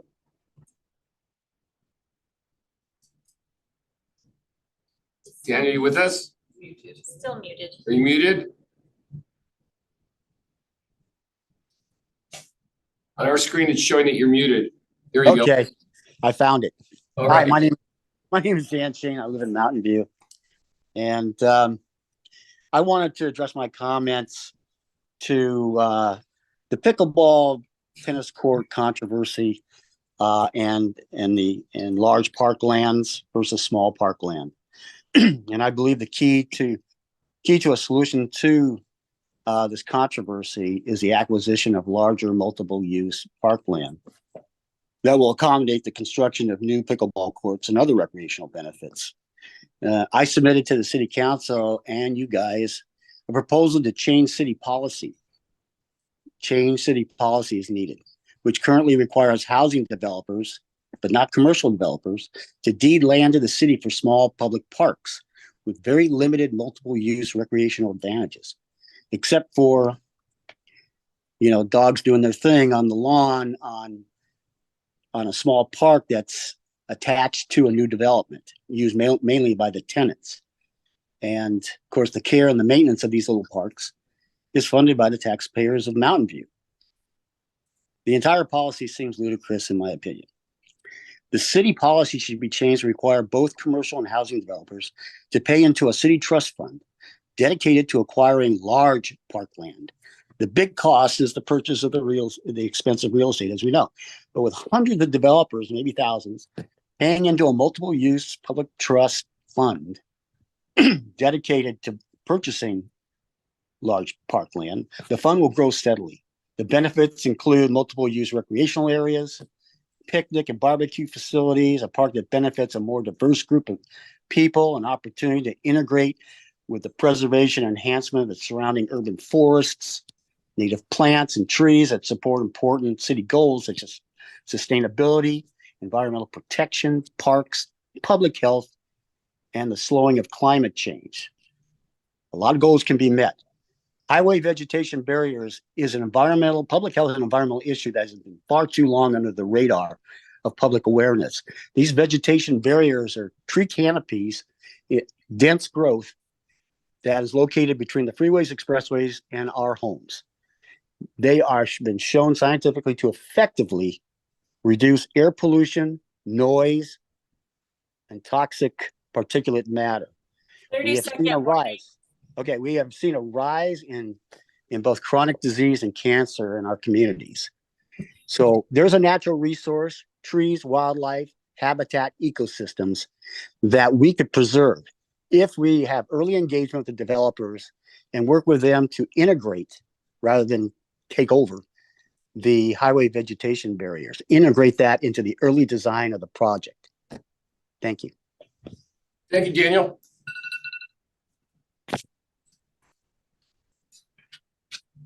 And that concludes the virtual. Thank you. public comment. Thank you to all of you that contributed both here in the house and those of you that contributed virtually. We appreciate it. Commissioner, it's back to us. I think we have a job to do with Neely. If I understand, I'll let you express what exactly the 3 questions that you would like to work with us on at this point. Chair Felios, I did think of another question for staff. Should I do that now or shall I save it for my? Let's go ahead with the question now. Okay. I was wondering if staff could describe the, I believe it's called biodiversity strategy that's currently underway a little bit and how that interacts with this park strategy. Thank you for the question. I appreciate it. So originally, we had come to you with San Francisco Estuary Institute, who is leading the scientific-based part of the biodiversity strategy, which will incorporate a lot of what we're hearing tonight of how do we incorporate biodiverse materials, vegetation into the urban landscape. Not to say that that is a standalone project. There are overlapping priorities between that process and this one. And so having the conversation tonight is appropriate, but there's going to be more outreach and more opportunities to engage with the community about biodiversity, as well as the urban forest plan, which is an update to a previous plan that we had from 2015, and being able to look a little more holistically, not about just the canopy of the city of Mountain View and our urban forest, but also integrating the biodiversity component to it. And so San Francisco Estuary Institute is the scientific consultant working with us. We were working with a community outreach consultant to help San Francisco Estuary Institute get out into the community and engage the community. Unfortunately, we've had some delays in that process. And so the Parks and Recreation Strategic Plan is now getting ahead of that process, and we hope to catch up as well. And so there will be opportunities for San Francisco Estuary Institute and their consultant team to actually work with Neely and his team to talk about how those are going to integrate. But there is a completely separate strategy and plan for biodiversity and the urban forest plan update as well. So that's not just going to be looking at the city-owned parks, but really the whole city. Absolutely. And other public land besides parks. Yes, correct. And so we have created an inter-department, division team made up of different departments and divisions within the city to meet with San Francisco Estuary Institute, to meet with Neely. And so we have a cross-section of all the, whether it's public works and looking at active transportation, how can we green those areas as those are being developed? That's going to be part of the plan as well. I look forward to seeing that.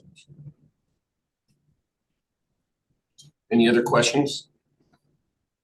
Neely, I turn it back to you on how you want to facilitate the questions that you are asking of us tonight. Sure. So you obviously have seen them, 3 fairly straightforward questions for each one of you to respond to.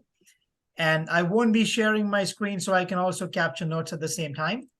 But the first one is strengths of, the Parks and Recreation Community Services Department as you think of it.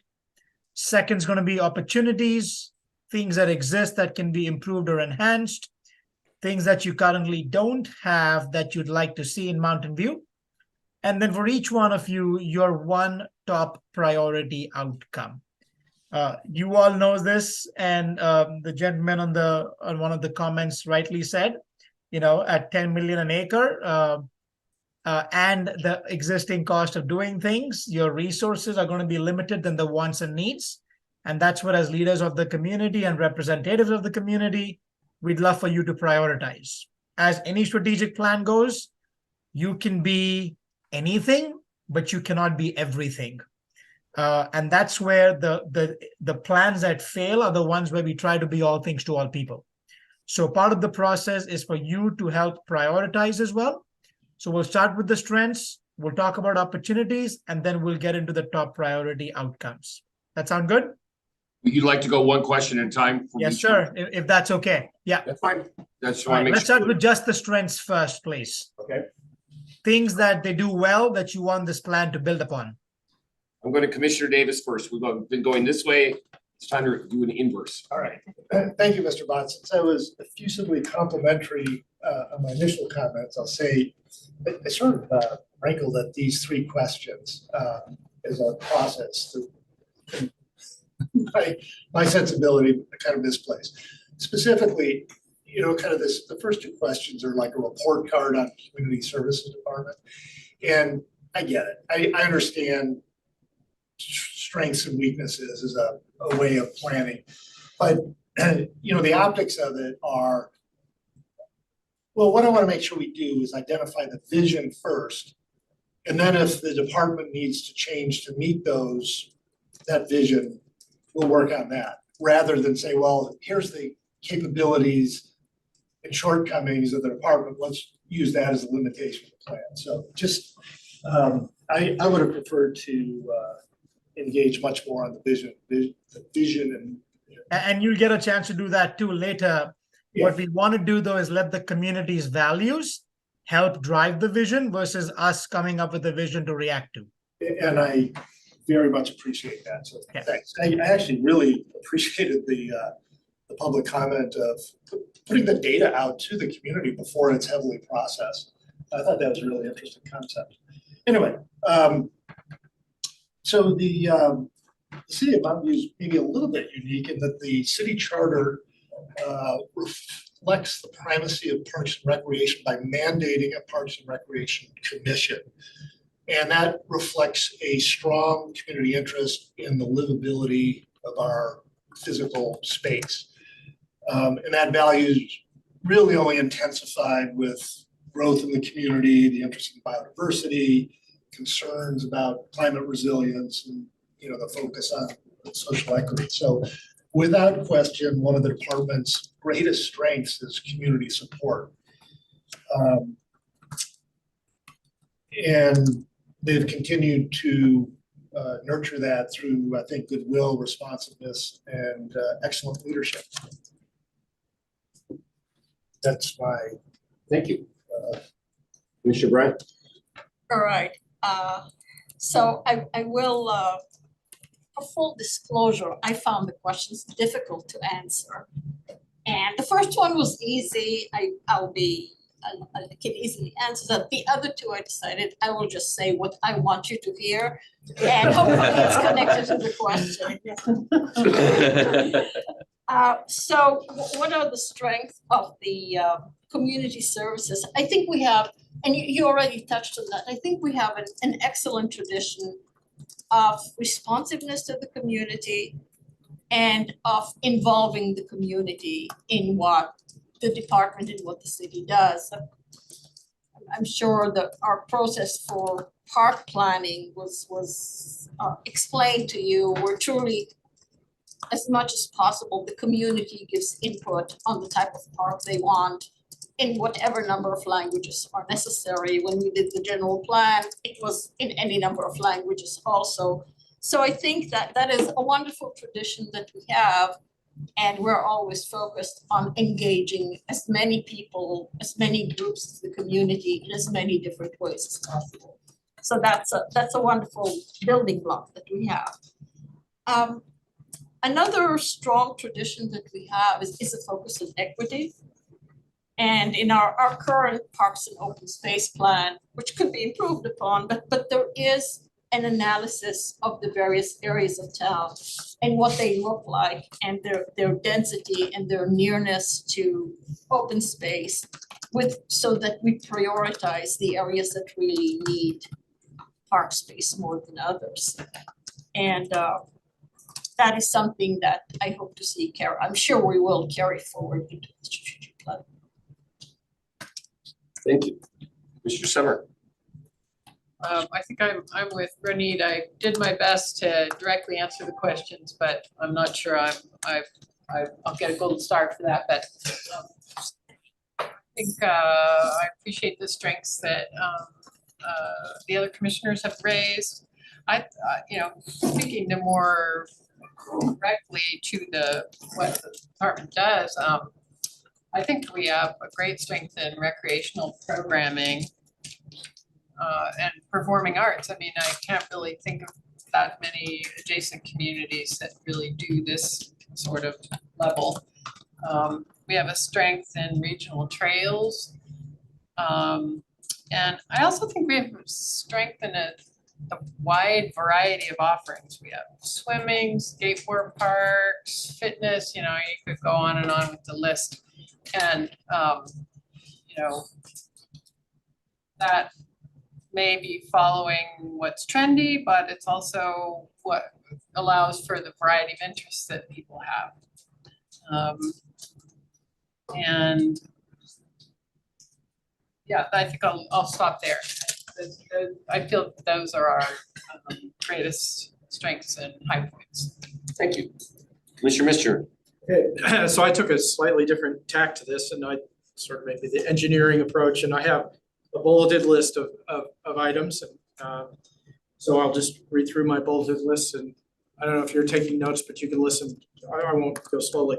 So I wrote a robust mix of recreation offerings that meet a wide range of interests and needs, customer service oriented, excellent maintenance of parkland assets, including the downtown areas, creative and growing teen programming, Friday night summer concerts that are great entertainment and good ways of community building, a beautiful new community center and a relatively new senior center that provides meals to needy seniors, a financial assistance program for low-income Mountain View families, a leader in developing the Stevens Creek Trail that's now extending into neighboring cities and is used for commute and exercise, a regimented and thorough process for designing new parks that attempts to include all stakeholders, I put it in quotes, a desire to add new parks in underserved areas and transparency about shortcomings, in partnership with City Council, opportunistic in securing more park properties,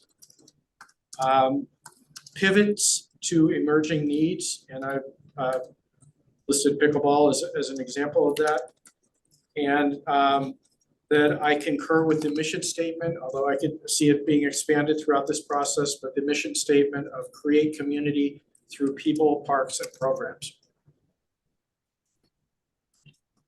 Thank you very much. You'll notice that they all stole my notes. Much like Commissioner Mister, I went a little bit more specific with regards to how much I appreciate my 50 years of living in Mountain View and the fact that throughout that time, the variety of opportunity in the city for all ages, whether it's tots, teens, adults, seniors, there's something for everybody on recreational programming. Different interests, whether they be athletic, of general exercise, aquatics, active indoor with volleyball and basketball, outdoor, softball, soccer, baseball, golf, obviously tennis and pickleball, as we talked about before, or the non-athletic, but more recreational things, such as our trail system and the wildlife corridors that we have, connecting us to shoreline, which is very unique that most cities don't have. Parks of various sizes to serve as gathering areas for our neighborhoods. Granted, some of them are very mini parks in nature, but at least it's a gathering area for that neighborhood. whether it be somewhere like we're in each neighborhood like Fairmont or Mercy, which serve as places for families to see each other and have their kids play.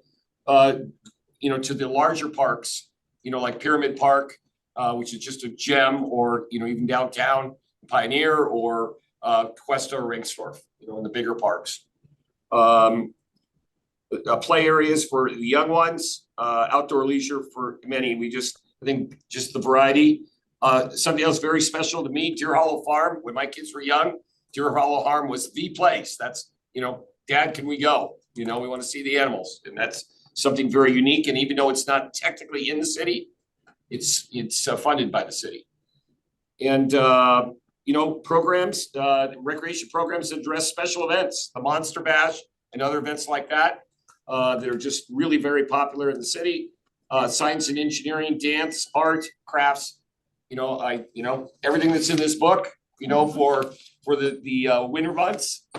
I think staff, you know, I've always used the word, they're rock stars about addressing the people's needs here in Mountain View. And that's, I think, our strengths. Terrific.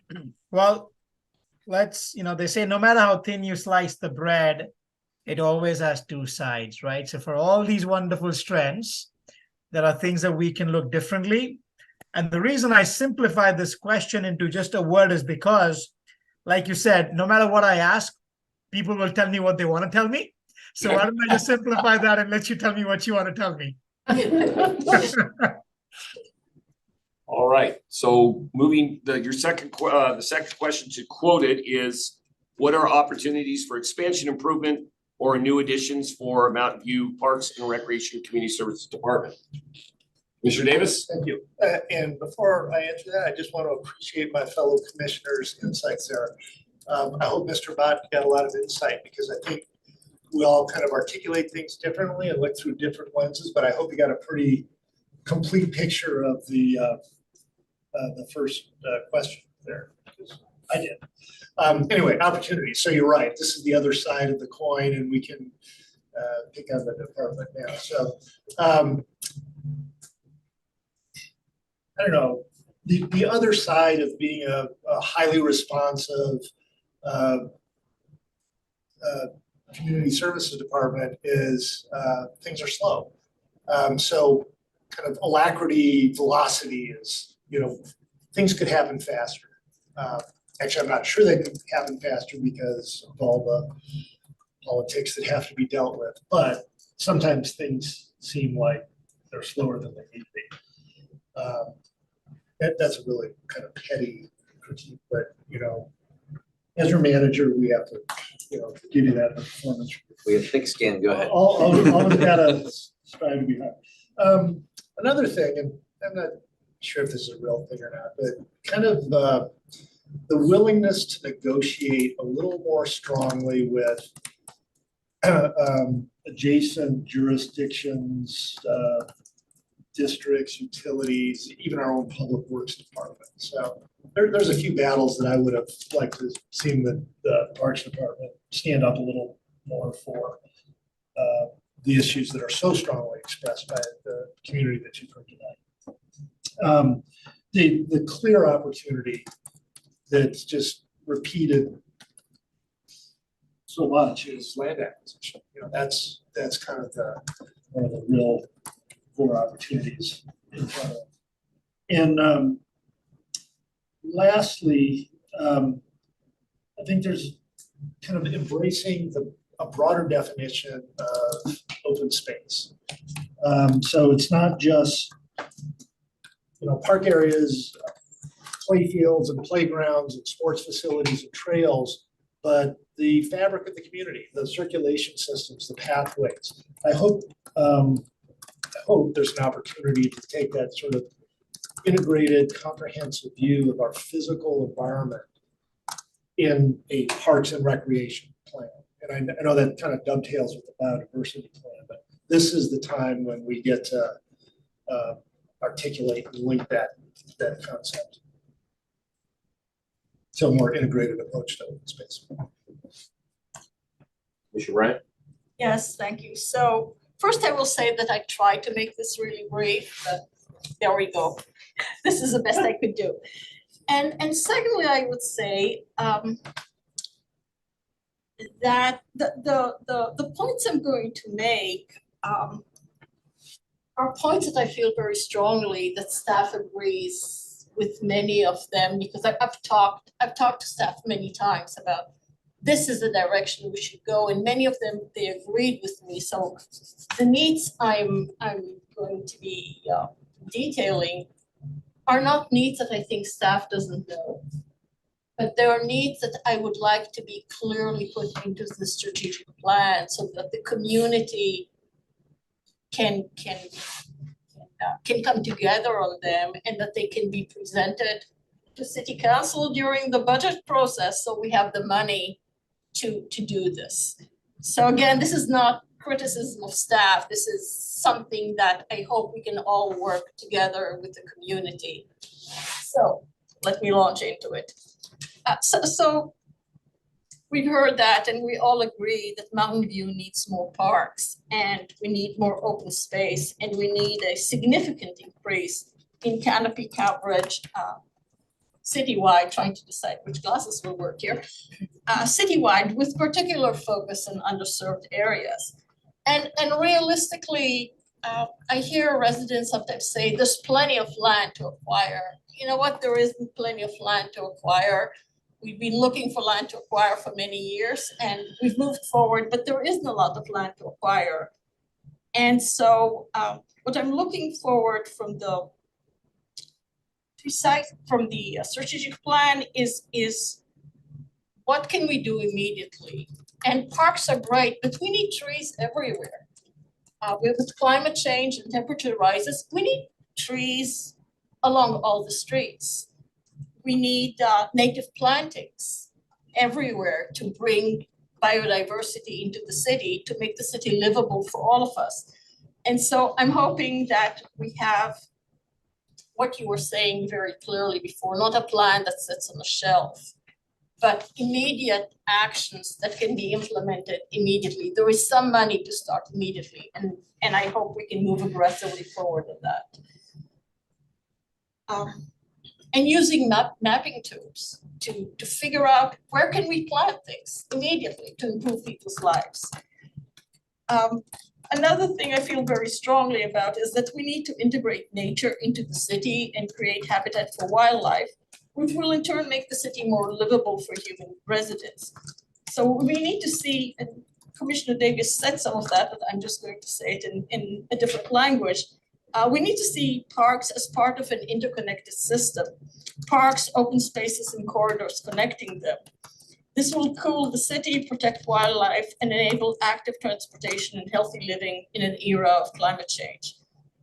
So sometimes people see trees as decoration or plants as decoration, and the way we are, the environment we're living now, parks and trees and plantings are not decorations. They are critical infrastructure that makes living in an urban context possible as the temperatures rise.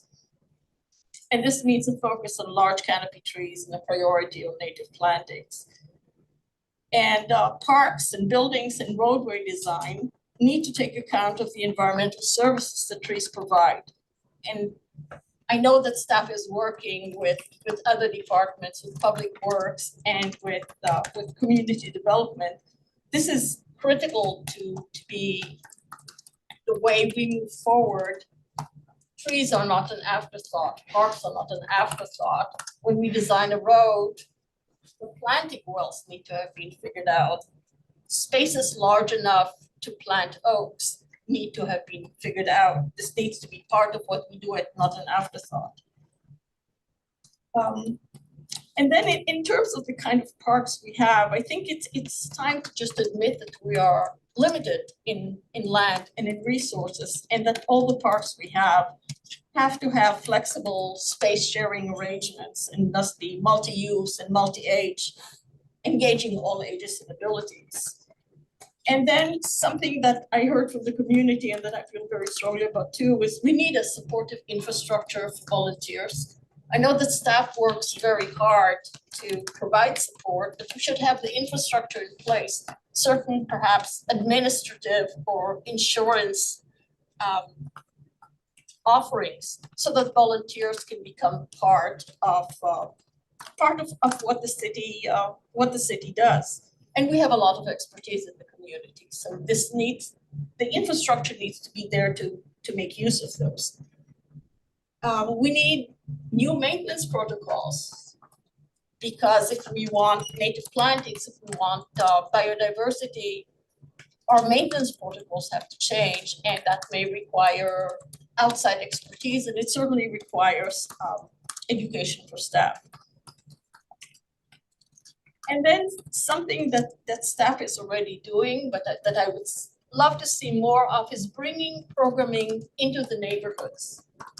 And staff has already started bringing programs to Castro Street. It's working absolutely beautifully. I'd like that to be not the genius idea of a staff member, but the way the department moves forward. And then just to also, again, something that staff is doing, a process to renew aging parks. And then we can add all the various additions that we feel are necessary. And then I would love to see more nature play in unstructured areas in parks. So if all of that were written into the strategic plan, it would be easier to do it park by park. And those are my comments for now. Thank you. Terrific, thank you. Commissioner Summer.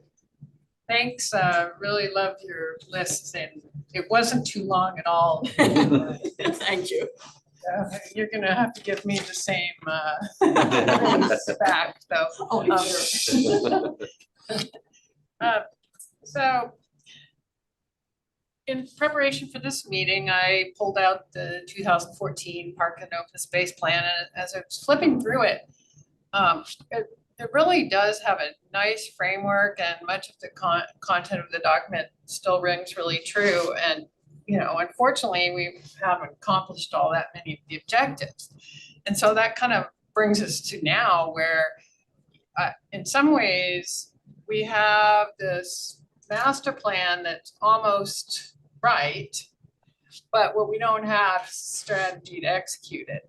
And so I want to be sure that we're not conflating the master planning with the strategy, and I'm hoping we're going to do both parts in this update. And so that said, it seems to me that we're not doing greenfield development here for the most part, and we're doing infill, and we're coming back and saying, whoops, back when this subdivision was done in 1957, we didn't provide enough parks. And so you almost have, in my opinion, you almost have to take this approach of an intervention approach. So that means, like, you have to really consider every possibility and get creative. In a lot of cases, we aren't going to be able to afford to spend $50 million to acquire the land for a community park, as much as I would love for us to have another community park, that being one of the goals of both the general plan and the 2014 park master plan. I just kind of wonder, are we ever going to be able to get a third, but really second community park? And the public works construction process is complicated, long, and public bidding and prevailing wage, the prices are higher and higher and higher to build out parks, and then the maintenance costs and the staffing costs and everything really adds up, and further, land is there's so many competing priorities for land. I've also pulled out the brand new shiny housing element, and they have all these designated sites for new housing, which is, it's incredibly important for the quality of life of our city, really just about as, of course, I'm on the Park and Recs Commission, so I would put parks a little bit higher, but I don't think that that's true of everyone. I think that quality of life depends on both housing and parks. So this is all leading me to, I'm just gonna kind of get into brainstorm mode because we've been trying for 9 years to execute that master plan, and we've made inroads, but we haven't gotten there. And so we have to break out of our thinking. And so what I would say where we need to go is, not to continue the single-use, orderly, and bureaucratic land use model for parks. We need to be thinking more about multi-benefit spaces, layered, dual and mixed uses, so that if you're acquiring land, you're gonna put your affordable housing and your park on it. And, or you're gonna start using your streets more for parks. A super fun thing that happens in my neighborhood, thanks to the Shoreline West Association. They approach the city, they do a street closure, and about 5 or 6 times during the summer, they're silly in the street, and the kids get to run around, and the community gathers, and yeah, it's in the middle of the street. There's so much invested in our public rights of way. Why can't we use our streets for recreation? It's different. It's not an open lawn, and it's a different experience, but can't we explore a more fine-grained use of our rights of way and parking lots, slow streets? San Francisco has massive slow street closures right now where they're actually asking, it's totally voluntary, it seems to me. I'm not seeing too much enforcement. They're closing streets except for neighborhood traffic. You could also do time of day street closures. You could pave with permeable pavement, such as grass paved, so that it was more of a green space instead of a road. Pop-up temporary parks, selected parking space conversions. So to expand beyond that traditional kind of physical park. And even to go farther with this, I know this is all just crazy, but radical collaboration. So if our strength is recreational programming, why do we even need a physical park at all? We can take those parks to where the people are. And you said this too, Renee. Why can't you play pickleball in the parking lot of an apartment complex for a couple hours in the evening? Or play with your dog in the street? Or have a pickup basketball game in the end of a cul-de-sac? Can't we count that as recreation too? And in so going even farther with this radical collaboration, so if you're co-creating the park system with the community, the government isn't the only player. So we should be sponsoring other entities to come to us with their ideas. So a grant program around parks, and whether that's to a neighborhood association, apartment complex, a nonprofit that does kind of work where they're going to propose to the city a park solution that then the city gets to vet. Typically, you would go make those small grants, right? You're not going to give somebody probably $100 million, but small grant program for delivery of Parks and Rec. So those are my crazy ideas. I too share a lot of the more normal ideas that are in that old plan, which, I say it that way because we've been talking about this same stuff for quite a while. Additional neighborhood parks and mini parks in the neighborhoods that are less park resourced, better at bicycle and pedestrian access to parks, and then clearly some of the integrating some of the biodiversity components that we're underway with into these ideas. I'm also really looking forward to. I think that the there's another opportunity for expanding our communication about our attainment of the goals. So that'd be some kind of dashboard and having measurable targets. And so going even further in terms of transparency and where things stand. So final thought has to do with strategy. So typically strategy is the 5 W's, you know, who, what, where, why, when. And then it's also talking about partnerships and you know, increasing your capacity to do things. So I would like to see us talk about our, you know, how to increase our capacity, as well as talk about kind of the plan for it. So that's all I have. Thank you. Commissioner Mitchell. Okay, back to my bullet point-ish list. So what I have is more parks and open space areas. Bring new parks online quicker, somehow streamline the process. Establish a process to increase citywide canopy and green spaces at a faster pace. Have seminars for residents on growing and maintaining native plants. Establish safe park-to-park biking and walking routes throughout the city. Have hiking groups led by or facilitated by the city. And then I had expansion of community garden programs with perhaps informational talks by growers. Thank you. A lot of what you've already heard sits on my list. I, again, continuing to identify neighborhoods and areas that are deficient and how we might address those. Continue to monitor community interests as new interests evolve and work to address those interests that might serve a wider scope. The pickleball thing was a great example of that. And I don't think pickleball will be the last thing. There'll be other interest areas, whether they're athletic or not, that will evolve over the next 10 years. And the ability to be ready to respond to those interests and involve maybe a new group of people that haven't been served in the past. The volunteer opportunity procedures is also interesting to me.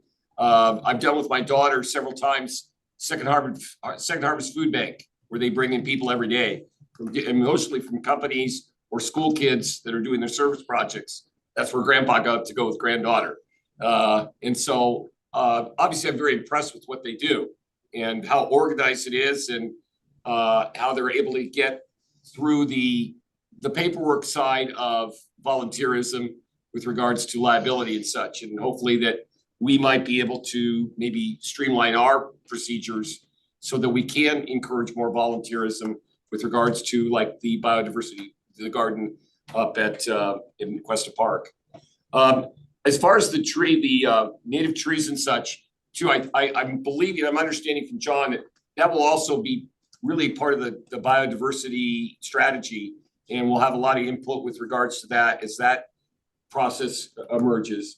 But one thing that I want to sound like a broken record, but something struck me when I read an article when Renee had shared with me in the past is I think we also have to be attuned to the fact that when we start picking native trees or native plants and things, I think we have to keep in mind that what was native plants and native trees in 1900 are not going to work in 2010, 2020, 2030 because of our changing environment. And that we have to be, I think, have our ear to the ground with regards to the experts saying what is going to grow here in 20 years, as opposed to what did grow here 50 years ago. So don't put that responsibility for having put that thought in No, your mind on me. No, the articles, That's not the my articles you opinion. share with me are really good. And so I appreciate those. And that's why one of the articles that I don't know, one led to another in an article and I happened to read that.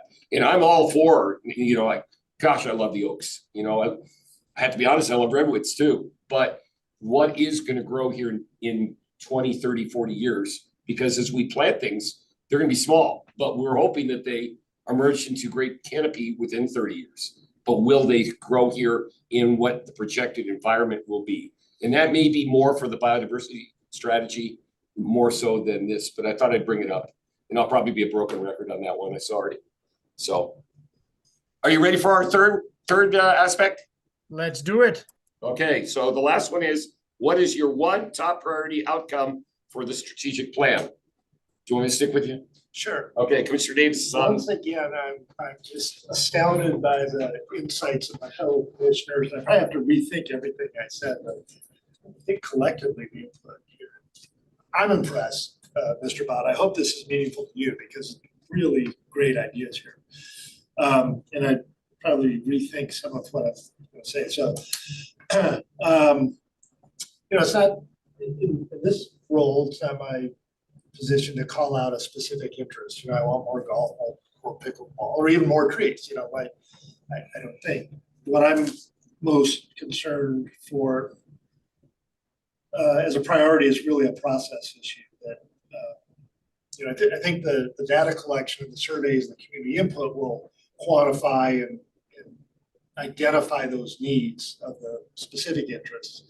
And what I'm interested in is that the planning process cohesively links the input to the vision, to the strategic initiatives, to the very specific work plans that can be monitored. And that, we have a product that the community can identify as leading to an actual tangible result. But I'll modify that thought based on what I heard. I really like the idea of kind of creative intervention or creative problem solving. And maybe the priority is really to just totally amp up the creativity of how we approach these problems. So that's the process oriented perspective. The other, again, just reiterating the common refrain from the community, the other priority is just land acquisition. And whether that's, through title or negotiated multi-use or other creative arrangements, we need more space. I hear you, and I as you've been complimenting other board members too, I also have to say, it's seldom in having done 300-400 of these plans over 20 years, I've seldom, if ever, come across an urban planner, landscape architect that then gets into marketing, PR, communications, and ends up basically being a leader in a semiconductor electronics national association. So kudos to you as well. I do schizophrenic identity. So. You're right. Yes, thank you. So again, your one top priority, that's a little too much to ask of anyone, certainly too much to ask of me. Again, I tried to be brief. So I started, I do have some process things to say, but I started from what I would like, the main thing that I would like to see in our strategic plan is I'd like to see parks and open space and plantings acknowledged as a critical infrastructure necessity to make our city livable under climate change and increasingly hot weather.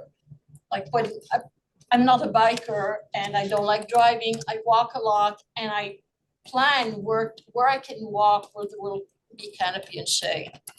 And if we're talking about a livable city, a walkable city, active transportation, those are things we need to consider. And that isn't pretty trees, that is infrastructure for living.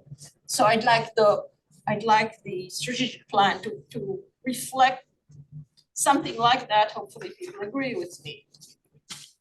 And I want the plan, which we have always done, but I want it to be quite clear that we're focusing on sustainability and equity. And I'd like to see measurable short-term and longer-term targets and the funding to realistically achieve these targets. And a process which you were saying yourself, at least once a year, check where we've gone, see why we haven't. Hopefully we will reach our goals, but if we haven't reached our goals, why haven't we reached our goals? What do we need to do right now to make sure that we achieve our goals? And for me, sustainability includes adapting to climate change and increasing canopy and bringing nature into the city and building communities through park and recreation. And equity includes focusing on those areas in town that are most nature and canopy deprived. Sometimes it's easier to plant in other places, but we need to look at those places which have the greatest lack and focus on them. And bringing services to the communities most impacted by housing and transportation hardships. I have one thing that I'd like to talk about the survey. I don't know if this is the time to talk about it or let the other commissioners finish, and then I'd like to make a point about the survey. Okay, we'll come back to Commissioner Bryant with regards to survey. We'll come back. And I like how for one top priority outcome, Commissioner used so many ands and it made it sound I warned you ahead of time.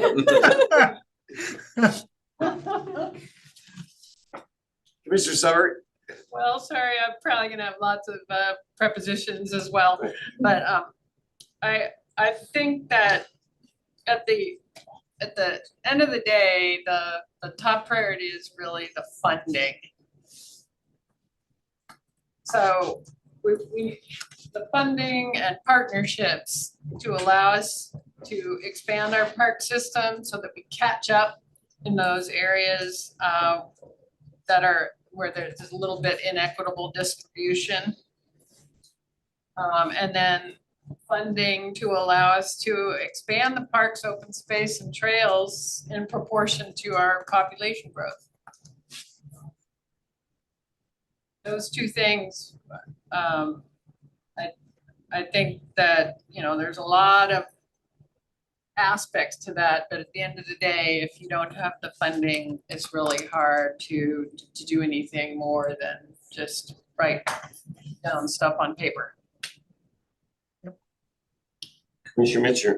Okay, so I wrote for my one top priority, a needs, cost analysis and funding plan for obtaining more open space and parkland in Mountain View, particularly in underserved areas. This should include at least one new community-sized park.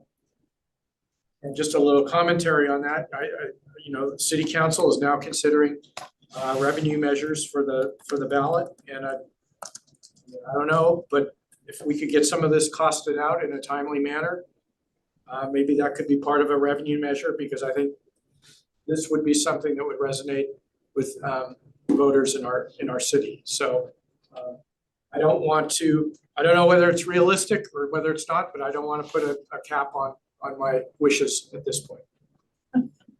And you shouldn't, and I will tell you, you know, coming out of the pandemic and hopefully staying out, although I'm hearing more cases now again, what I have seen in irrespective of political affiliations, red, blue, purple agencies, in the previous election cycle, 89% of all revenue measures, bond referendums that were focused on parks have passed. This is very much a bipartisan issue, and I think as you all have been speaking to it, every survey we've seen across the country has shown that a majority of community members value parks, recreation, open spaces as essential infrastructure far more than they did before, and two, want them to be funded at higher levels along with police, fire, public safety as, again, critical components of a city more than they were supported before. So in general, again, yes, don't curb the wish list, and two, at least from everything we've seen thus far, more and more residents across the country, in cities, urban or otherwise, see this as an integral part of what constitutes quality of life. Well, I'll just wrap it up. Mine is much like the last two you heard, and that, you know, it's the big reach. I know and you've already really addressed it as well, but the neighborhoods that are deficient in open space, get them a mini park. But it is critical, I think, that we try to find a way to get a larger parcel, a park that can be serving in many ways, serving in tree canopy, serving in some active recreation areas, whether they be a volleyball court, a tennis court, or whatever. much like Pyramid. Again, I keep pointing back to Pyramid Park. We were lucky we were able to put that in there as part of the development of an entire area that was flat land or had been flattened. And so it's amazing what you can do when you start with a big open area. And you've got 2.6 acres, something like that, to create a nice, it isn't the size of Cuesta or Ringstorf, but at least it's a park. It's more than just a mini park. And I think we've got it, that pie in the sky for me is starting at something like Pyramid Park and it's maybe even bigger. And again, you know, Joe and Sandy talked about the financial aspects as well that go along with that. And I certainly agree with them. The other thing, and I think you hit, most of you hit on it, were measurable outcomes with regards to that. Within the plan, having measurable outcomes that kind of hold us responsible. Okay, did we do this by year 3 or year 4 or year 5? So that's my top priority. I appreciate that. I would be surprised if Commissioner Sommer had not brought up the financial part, given our own capital projects background as well. So it's perfectly befitting as well that you brought that up too. Because otherwise, you're right, it's just pretty pictures on a piece of paper. Any final thoughts? I think we Anything? might come back to Commissioner Bryant. She had some comments with regards to. Yes. Right, so I really appreciate the all the ways that the public can provide input and the open-ended questions and the other where you can really specify what you want. I will just say that I looked for the Imagine Mountain View website, which I for some reason hadn't written down. I looked for it on the city webpage. I couldn't find it. It needs to be, I found it in the end because over the years I have developed techniques for finding things on the city website, but it should really be easy to find. But the statistical survey, which you say will have so much importance, and of course, statistically valid and all the rest. I have seen in other cities that the city, their parks and rec were involved in like a final look through at the survey before it goes out.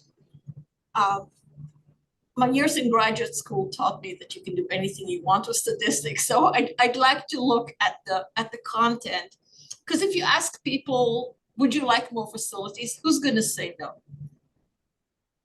And we will end up with, yes, everyone wants more facilities. And so I would like for us to have a final look, whether it's the Parks and Rec, City Council, God knows they have more than enough to do, for us to have a look with the public and make sure that the things that are really matter to us have indeed all been touched upon. Because I mean, you have this broad international, national reach. We know Mountain View better. And the community better, because we've been listening for a long time. The community can chime in also. I would ask my fellow commissioners what they think about it. I would very much appreciate that.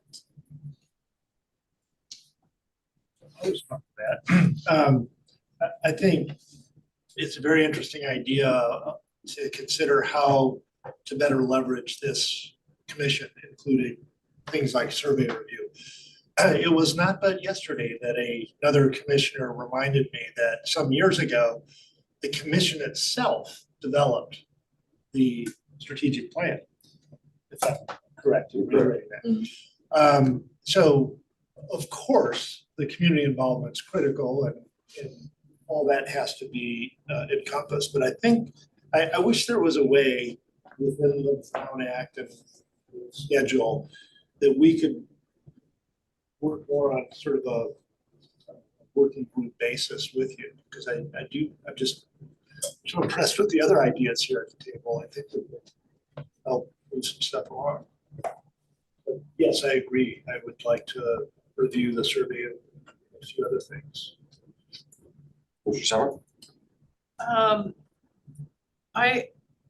I believe that the 5 of us could make a good stab at the survey questions. But I think the most valuable piece about bringing it to the commission would be that the public could comment on it. That said, I do know that a lot of, to make things statistically valid, there is some parameters that a survey, needs to follow. And, we obviously would be relying on the expertise of the consulting team on that. But I think it's a fair idea, as long as it doesn't, create undue delay or anything for the process. Commissioner Mitchell? Yeah, I mean, I'm all for us having an opportunity to review it. I want to be careful, though, since we are enlisting a professional surveyor. So I mean, there's parts that we can weigh in on, and then there's probably parts that we shouldn't weigh in because we're gonna throw it askew and it's not gonna be valid anymore, or we're gonna bias it in some way. So with that cautionary tone, I would be in favor of being able to review it, but I wouldn't want to try to rewrite it because I don't know that we're professional in coming up with it. We know Mountain View and we should know the components that are, so I think we could weigh in on stuff like that, but I want to be careful about messing up the statistical validity of a survey and maybe skewing it towards comments we've heard as opposed to really trying to keep it an open. And that would be my only fear as well. Just that, again, I'm all for reviewing it, but I don't want to micromanage it because of the statistical nature of it. That would be the only thing, so. If I could quickly comment as well on what you're saying. I very seldom, if ever, gotten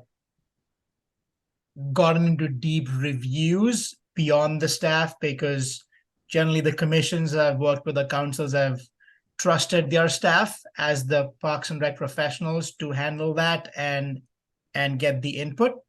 And if we are to avail of the national benchmarking from the survey, which is also of immense value, because otherwise you don't have an idea if a program participation number of 35%, for example, is good, bad, or ugly. That's where the benchmarking helps to say in California, for similar agencies, the average in California is 34%, the average nationally is 32%. So if you're at 36% participation, that's actually above average, which is why a majority of the questions, 70 to 80% plus, tend to be questions that have been used across thousands of Parks and Rec master plan and strategic plan surveys, so that you can then have some basis for comparing how the level of support, the needs, all the rest match up against other comparable agencies.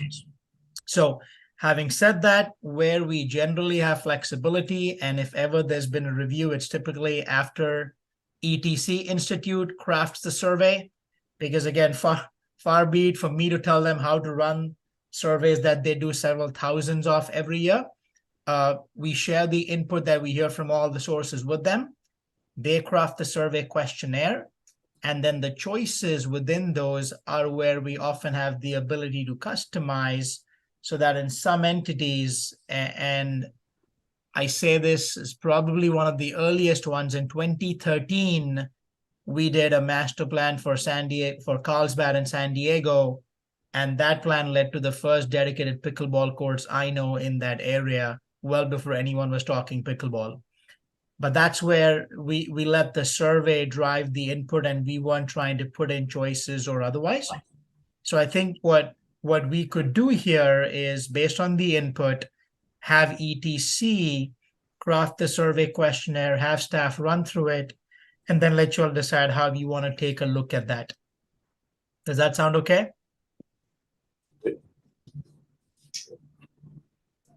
It sounds okay. I would like to understand the general dimensions of the survey, for one. Are we talking about individual interests in terms of recreational opportunities? Are we talking about creative financing?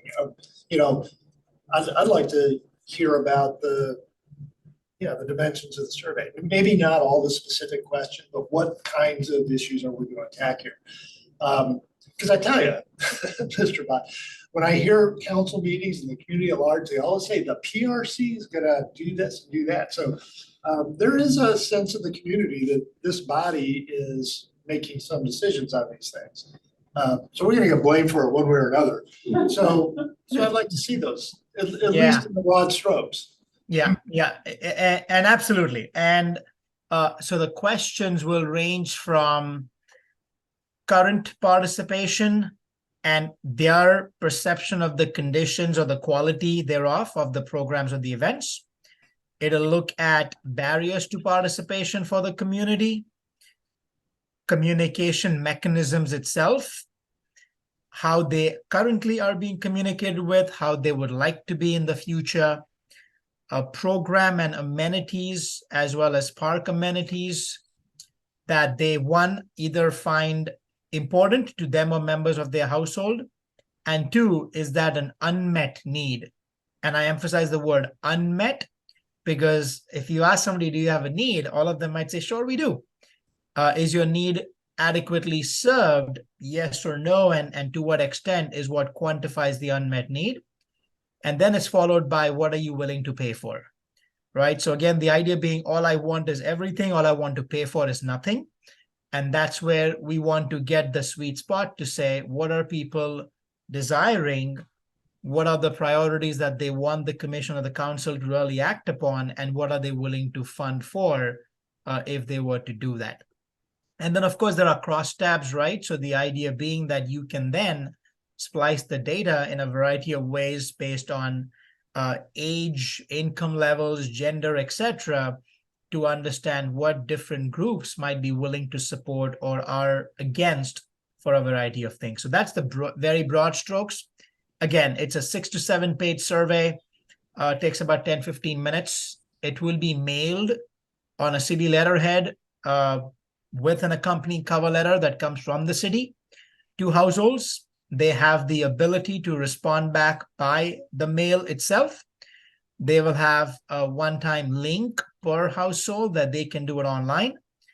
And depending on which languages, when we did Fremont, we did it in 5 different languages for the statistically valid survey. So depending on the languages we choose, they'll have access to a call center where they can call and take the survey with somebody over the phone that speaks that language. So that's how it's going to be administered. That's how the results will come back directly to ETC. And then all of us will get the actual survey findings and then the crosstabs from each of the questions. Sure. So much of what you were mentioning doesn't seem to be something that we need to review. Your level of current satisfaction or your preferred means of communication. But the question of what you would like seems to me is part of our responsibility. That collection of questions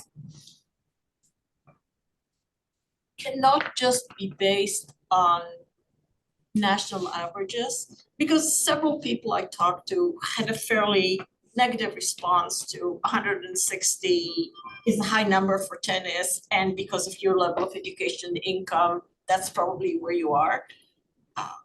In Mountain View, probably in all places, but we like to think that we are like a special place, and we have our special needs, and we know each other better than the national averages tell us. So I feel, and I trust staff really immensely, but I feel that it's our responsibility to have a look at the questions of what is it you want? Are the questions about nature, open space, biodiversity, as represented as pickleball? Or, many years ago, it was BMX parks or skateboard parks. Pickleball is the current flavor of the day. to me, it feels like it's part of our responsibility, and there is no question here of rewriting the questions, but for us to have a look at the questions and making sure that the balance seems to be in line with what we have heard and what we know about.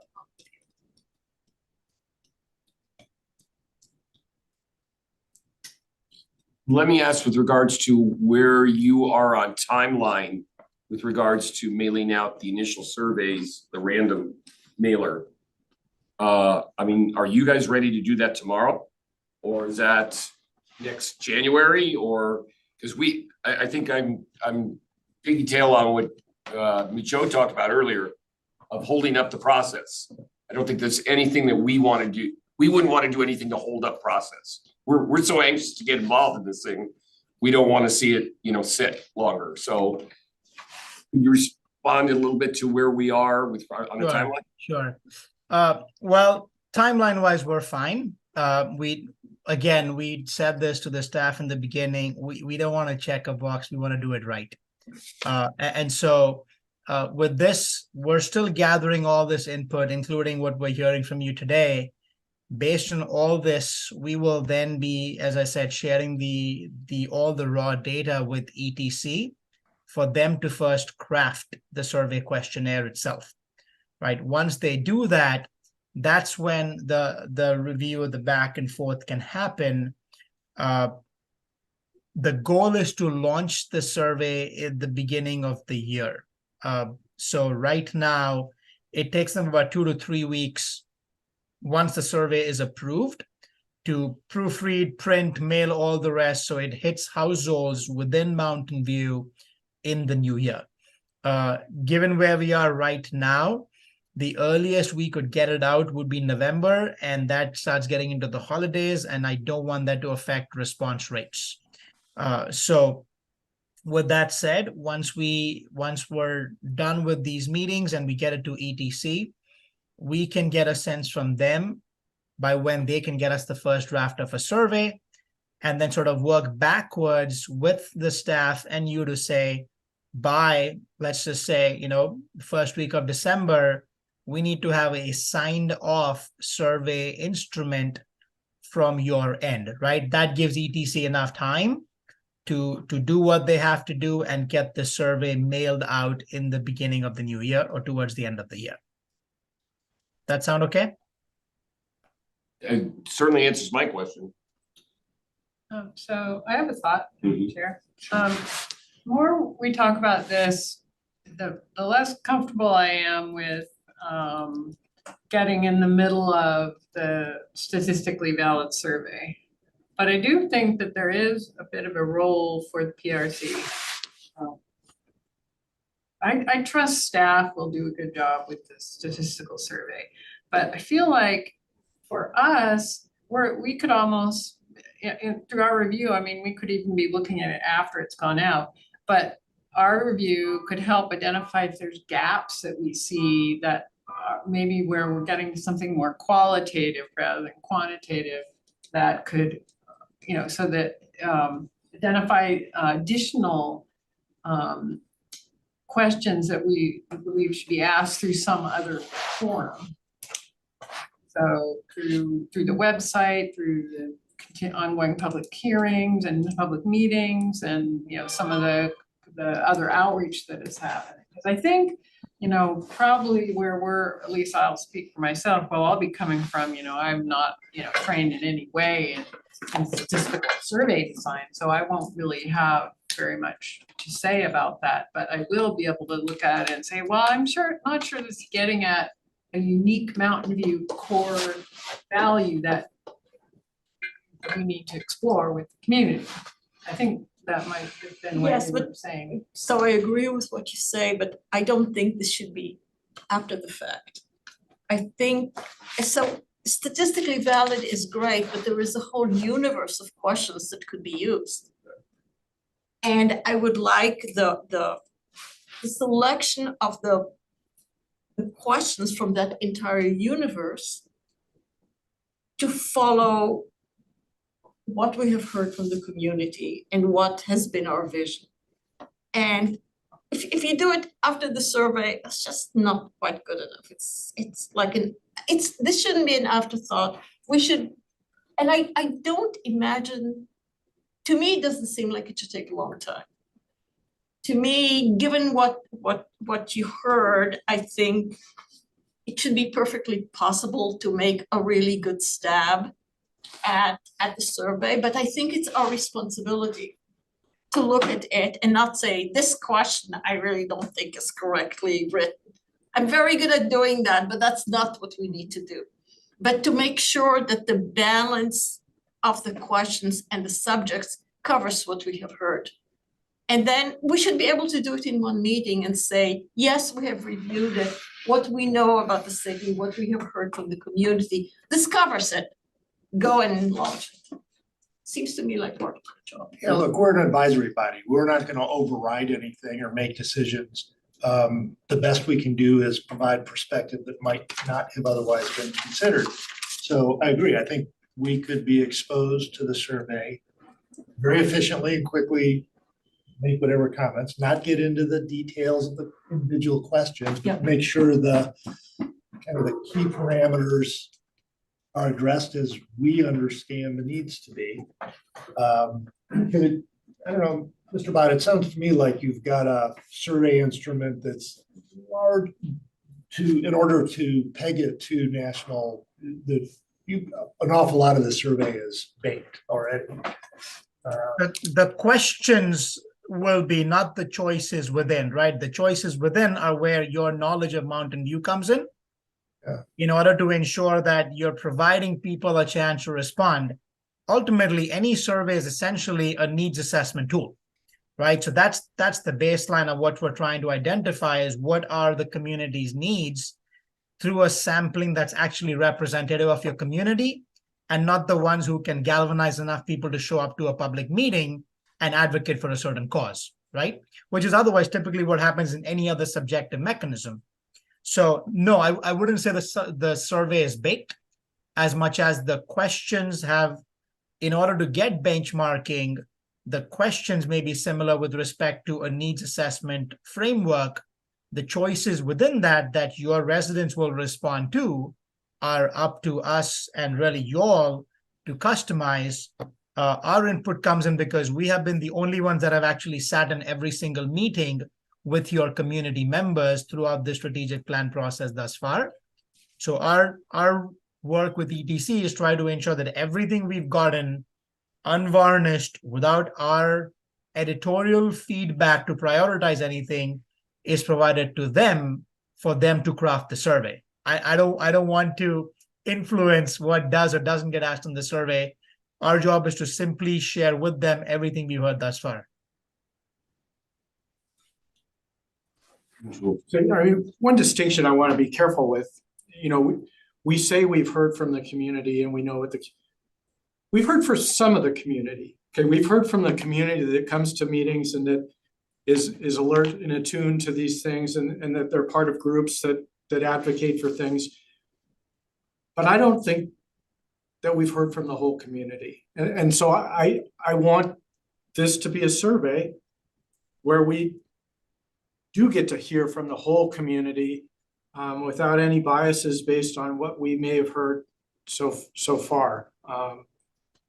Not that that's not relevant, but I just want to be totally open-minded when we send out this survey and not be biased in any way, because I don't think we've heard from the entire community, and it's a challenge to hear from the entire community.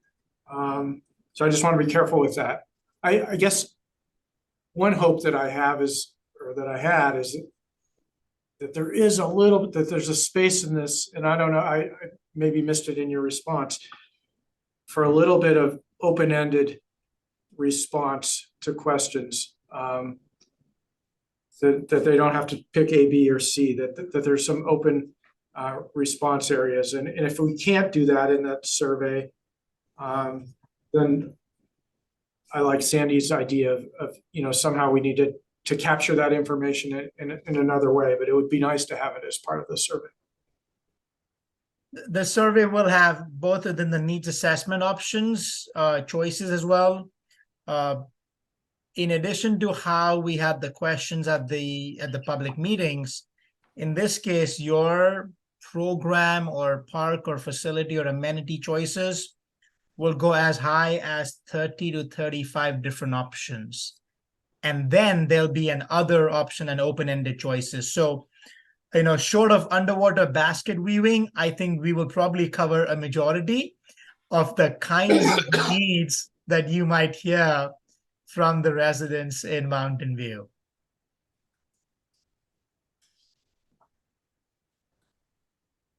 So I'm not sure we're giving clear direction. No, on or that we what have an we're- agreement on. Yeah. With regards to it either. Just the last few comments make me realize also, I have no idea what was discussed in some of the other meetings, the stakeholders meetings that you had, and some of the other ones that weren't open public meetings, but were with, smaller groups, which just makes me, I hadn't thought about that earlier.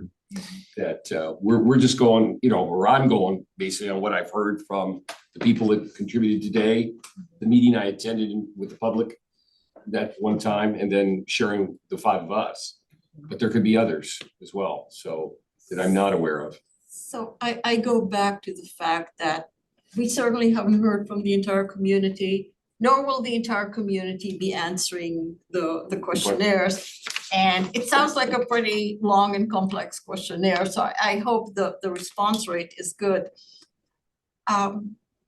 I think, however, because of the weight given to the survey, it is appropriate for the PRC and the public to look at it before it goes out. I think there is, and had it been a question of it going out next week, I would have said, well, but it's not going out next week. The time is there. I think it is an extra step that the community would appreciate in terms of sharing with them. This is an important tool that we will use in figuring out what the community needs. Here is a tool we're using. I agree with that, and I'm almost prepared to make a motion on that, to request that. And the reason is because I still don't really understand the parameters of the survey. It sounds to me like it's primarily invested in needs and use assessments. And I hear, and no, I haven't heard from the whole community, for sure. But I do know things that I've heard repeatedly again and again and again.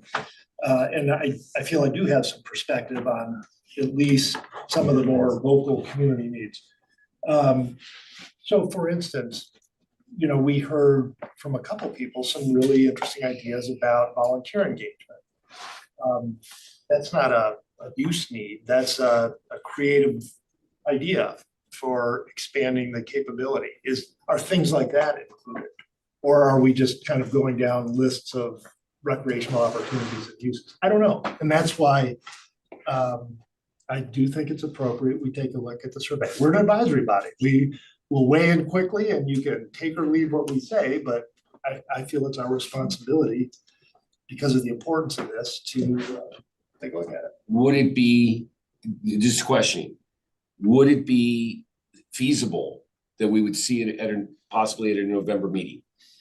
So Neely, I'm gonna rely on some of your expertise here and determine, in order to keep a statistically valid survey, would it be, what was that? Would it be appropriate to come back and talk about some common themes that should be included in the survey compared to specific questions?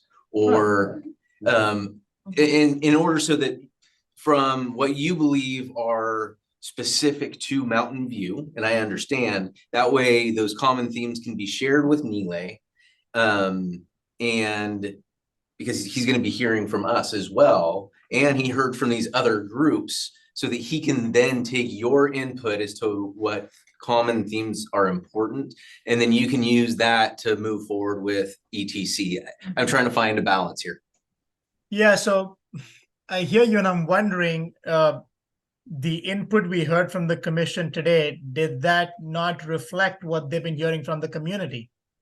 So in other words, are the common themes what we heard from the community members today and from the commission that we could take to craft the survey questionnaire?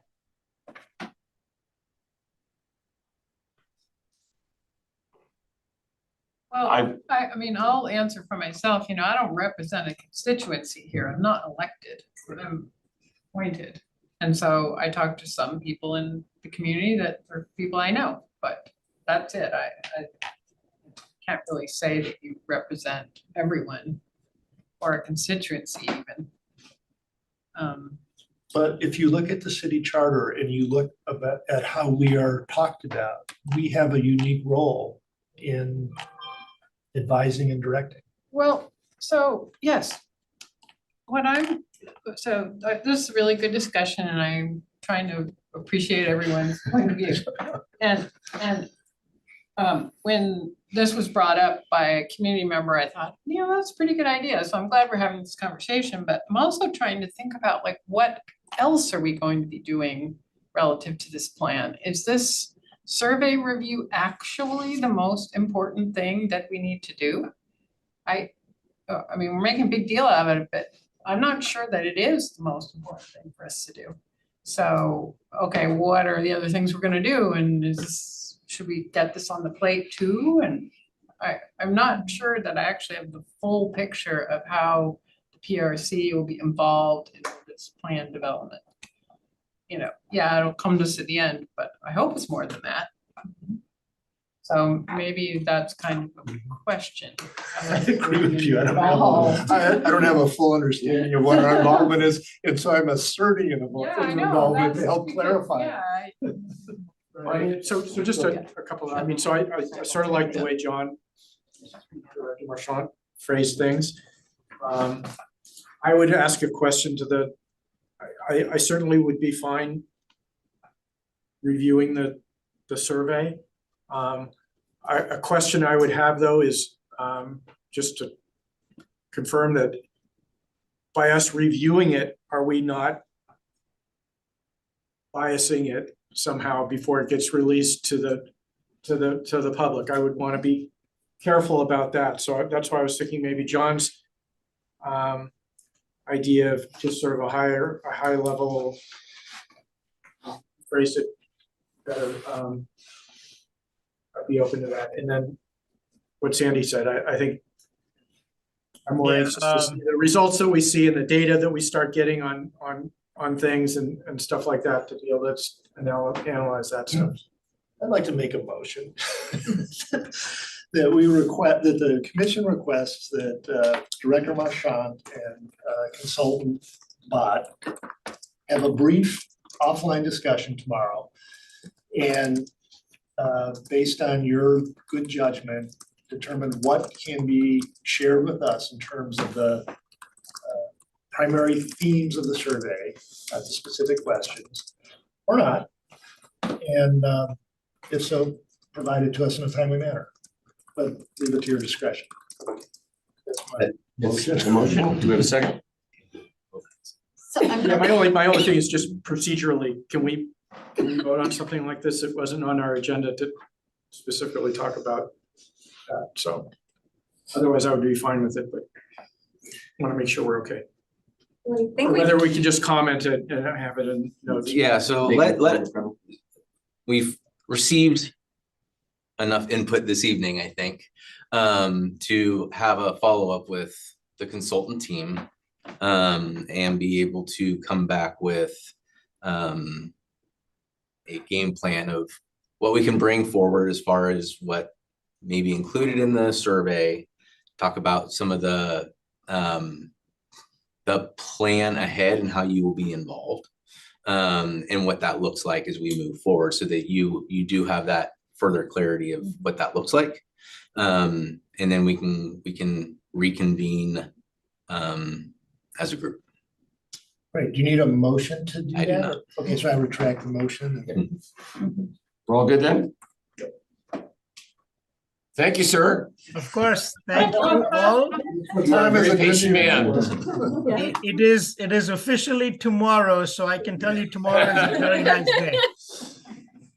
Thank you very much. Thank you very much. My pleasure. Thank you all. Talk to you soon. Okay, you take care. Bye-bye. For 1 second. All right, did anybody need a quick break? Restroom or water or anything like that? Are we all good to go still? All right. Item 5.3 is the Ringstorf Park Pickleball Pilot Program update and recommendation.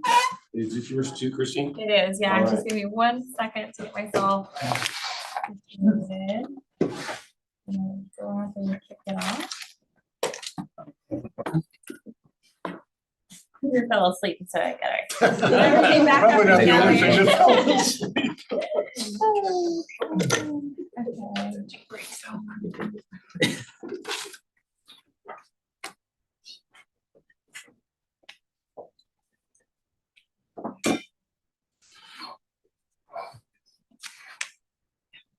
Are you presenting, Christine?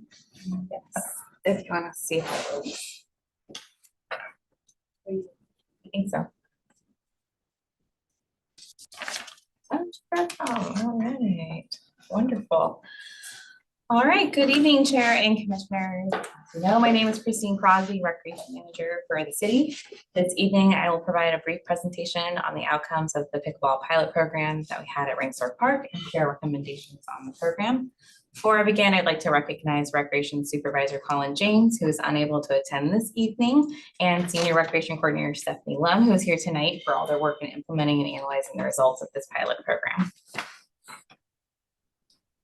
So before I get into the meat of the presentation this evening, I've included the recommendations from the staff report on the screen. Following the review of the pilot program, staff and the Tennis Advisory Board recommend continuing the dual stripe pickleball program at tennis courts 3 and 4 at Ringstorf Park. We recommend continuing the same designated play times for each sport, which are on the screen, and the hours and days that are listed are the hours for pickleball play. And lastly, if approved to continue, staff will continue to solicit and review feedback on the court use to make adjustments as needed, and will provide the Tennis Advisory Board with an annual update on the program. That includes also a status on the anticipated construction of dedicated pickleball courts. Okay, this is just a timeline of where we were to where we are now. So at the June 29th Parks and Recreation Commission meeting, the commission provided the following direction to staff for the pilot program, which was the dual striping of the 2 tennis courts on courts 3 and 4 at Ringstorf Park, the designated times for each sport, including weekday, evening, and weekend hours, and the hours to be developed at staff's discretion. And for us to return back to both the Tennis Advisory Board and the Parks and Recreation Commission following a 6-month pilot with our findings and our recommendation. The pilot for this program, although it was approved back in June, did not begin until January. We hit a few bumps in the road, which I'll get to. Over the summer, we did work towards finding a vendor to stripe the courts, but due to troubles finding a qualified vendor, the striping wasn't completed until December 7th, 2022. We all know what type of weather we had shortly thereafter. And it was brought to our attention that there was an error in the dimensions of a few of the courts. And so we worked hard to get that restriped, but we had to wait for some dry weather, which didn't occur until late January. And so although the courts were still available, we didn't begin our review of the 6-month pilot program until January 31st.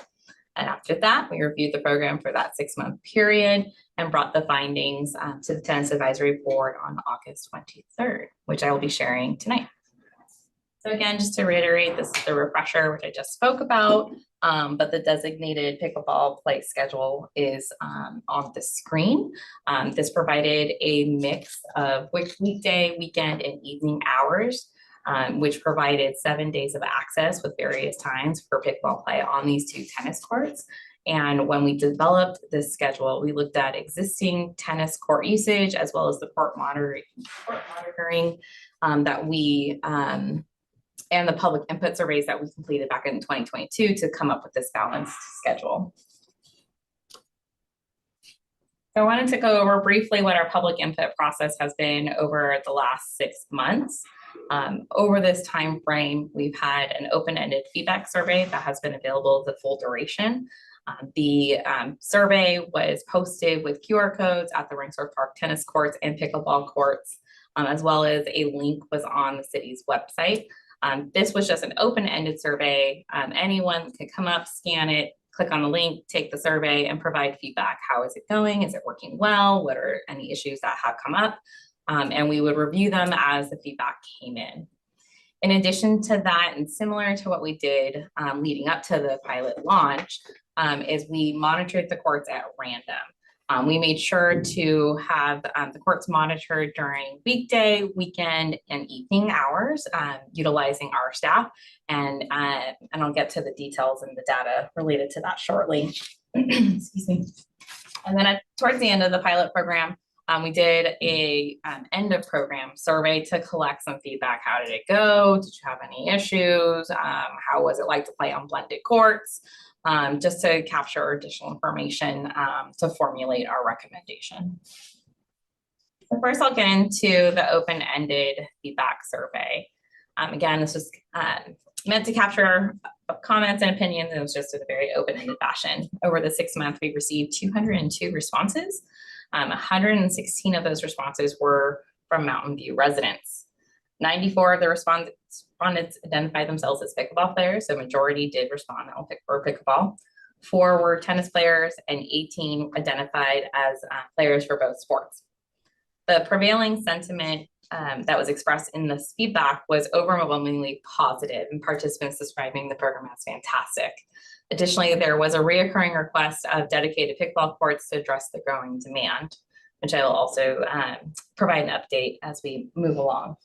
One issue that was highlighted numerous times was the durability of the rollaway nets that we provided. The city provided 3 rollaway nets to be used for users to roll out the pickleball nets and then put them away.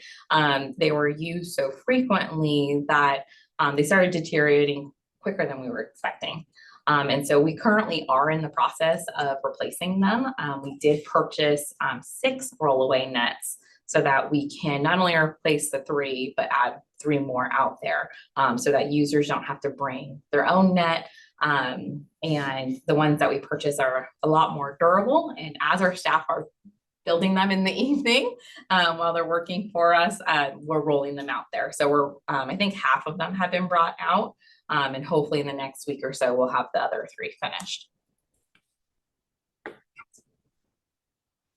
So moving forth into the end of pilot program survey. So again, this was the survey that was available the last few weeks of the 6-month time frame. Survey included questions related to days and times of tennis and pickleball player use, if the dedicated sport hours were adequate, if there were any conflicts with the program, and how were the aesthetics of the dual strike courts. The question highlighted on the screen was to confirm when the courts were being used. So as you can see, tennis players stated that they used the dual courts, so specifically courts 3 and 4, mainly on Saturdays or majority on Saturdays, followed by Wednesdays as their second play state. Pickleball players stated their use was on Thursdays mainly, followed by Mondays, while Saturdays trailed shortly behind.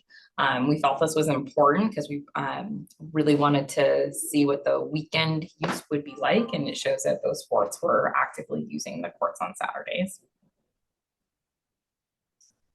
Survey response were also asked if they believe the pilot program dedicated times by sport provided adequate access for tennis and pickleball on these dual strike courts. Not surprising, the majority of both pickleball players and tennis players stated that they disagreed with this statement. However, when we digged into the comments, the disagreement statements were because the respondents wanted more access for their dedicated sport of choice. So tennis players saying it's not adequate because they want more time, pickleball players saying it's not adequate because they want more time. We thought that was interesting. At first we're like, oh no, and they were like, oh yes, okay, that makes sense. Moving on, survey response were asked if they believe the dual strike courts were aesthetically playable for both sports. Leading into the pilot program, concerns were brought to our attention that it may be difficult to see the appropriate lines on the court when they're lined for 2 sports. The majority of our pickleball players that took the survey agreed that the courts were easy to play pickleball on, while 10 of the 27 tennis players that responded in the survey agreed that the courts were still playable for tennis. One of the concerns was related previously because of USTA play and being able to play on these courts. And so we did make sure that when the courts were striped, that we use the appropriate percentage blend so that they were USTA regulated. Moving into court monitoring, again, this was something that staff completed at a random process, weekdays, weekends, and evenings. Over the 6-month period, we reported 44 visits, pretty equally scattered with 17 visits between 7 a.m. and noon, 15 visits between noon and 5, and 12 visits between 5 to 10 p.m. The table on the screen is to reflect the averages in which we observed. So when we went out to the courts, we weren't just observing and noting how many people were playing, we were also noting how many people were waiting to note whether or not there was enough access. So during our observations, almost 8 players on average were observed playing tennis, well, less than 1 waiting on average. So most of the time when we went out there, there was no one waiting to play tennis. For the dual courts for pickleball play, there were a number of players on average playing, about 8 was our average that we observed, and about 1 or so waiting. I think the difference here is that pickleball is a very social sport, and it's a very fast game, and it is meant to play your first round in 10 minutes or so, and then switch with the next person coming in. And so we didn't feel that the waiting for the courts was a deterrent for pickleball, but more of an asset for the socialization of the sport. We also monitored our dedicated pickleball courts at Ringsworth Park to see how active they were in use. And the numbers are a little bit lower because there is only, I'm going to call it 2.5 courts. You got to bring your net for the third. But most of the time, and I'm going to say this anecdotally, what my own personal observations is I go out there and I could see during the pickleball hours that the dual courts were being fully utilized, while a few folks were also playing on the dedicated courts. There were also observations of dedicated courts being in use when maybe only half of the dual courts were being used, because you know, there's different groups that want to play together or separate, but we did see a lot of usage between all of those courts. During our court monitoring, Thursdays, Fridays, and Sundays had the highest usage for both sports. Sundays and Thursdays had the highest usage for tennis courts. And Tuesdays and Thursdays had the highest usage on the dual striped courts on courts 3 and 4 for pickleball. As far as the time of court use, we noticed that the preferred hours of court use were the same for both pickleball and tennis players. So evening hours are desired. As you can imagine, folks may be working during the day and may not be able to access the courts. And then afternoon hours were the least used by all of our court users for both tennis and pickleball. So mornings fell shortly after the evenings as far as popularity. As I mentioned earlier, there was a strong desire for dedicated courts on the behalf of both sport users. So I just want to give a brief update on the pickleball feasibility study and design project. As you may be aware, in April 2022, City Council provided direction to develop the feasibility study and design project through the capital improvement program, and was ultimately added to the budget in June 22 of that year. On June 13th, 2023, so not that long ago, City Council authorized the city manager to execute a professional service agreement with Verde Design to study the possibility of adding dedicated pickleball courts within Mountain View, but also the design if a location shall be selected. So over the summer, the Public Works Department has been working on all of the onboarding process, and I called over today and said, hey, what's the status? And said, we're very, very close. I'm like, okay. So I'm hoping in the next month or so, we'll have a project kickoff meeting with the consultant and get the ball rolling on this. We will have a community input meeting as part of that process. We want to hear from our users of what would you like to see, what is important to you as we look to study locations, and then eventually what would you like to see in the design. Following that community input meeting, as well as the consultant study of locations, we'll be providing the Parks and Recreation Commission and City Council with the findings of that study, as well as the potential for conceptual design that could be possibly approved. So we're looking at that process, hopefully coming to Parks and Recreation Commission and City Council in the spring. And we will continue to see where we can move this one along. So as I mentioned, we came to the Tennis Advisory Board in August with the same presentation. Overall, they approved our recommendation, which was to continue the dual striped pickleball program, to continue with the same designated hours of play and days of the week. The one item that they did add that we didn't originally have as our recommendation, but we feel is appropriate, is for staff to continue to solicit and review feedback of the dual court usage as we move forward, provide the tab with an annual update in August every year on how the program is going and if we need to make adjustments here and there, and to provide them with the status of the construction of the dedicated pickleball courts. They would like to hear how that progress is coming along and how that may impact this particular program. So as far as next steps, which I just mentioned, if approved this evening, we'll continue to monitor the program and make adjustments as needed.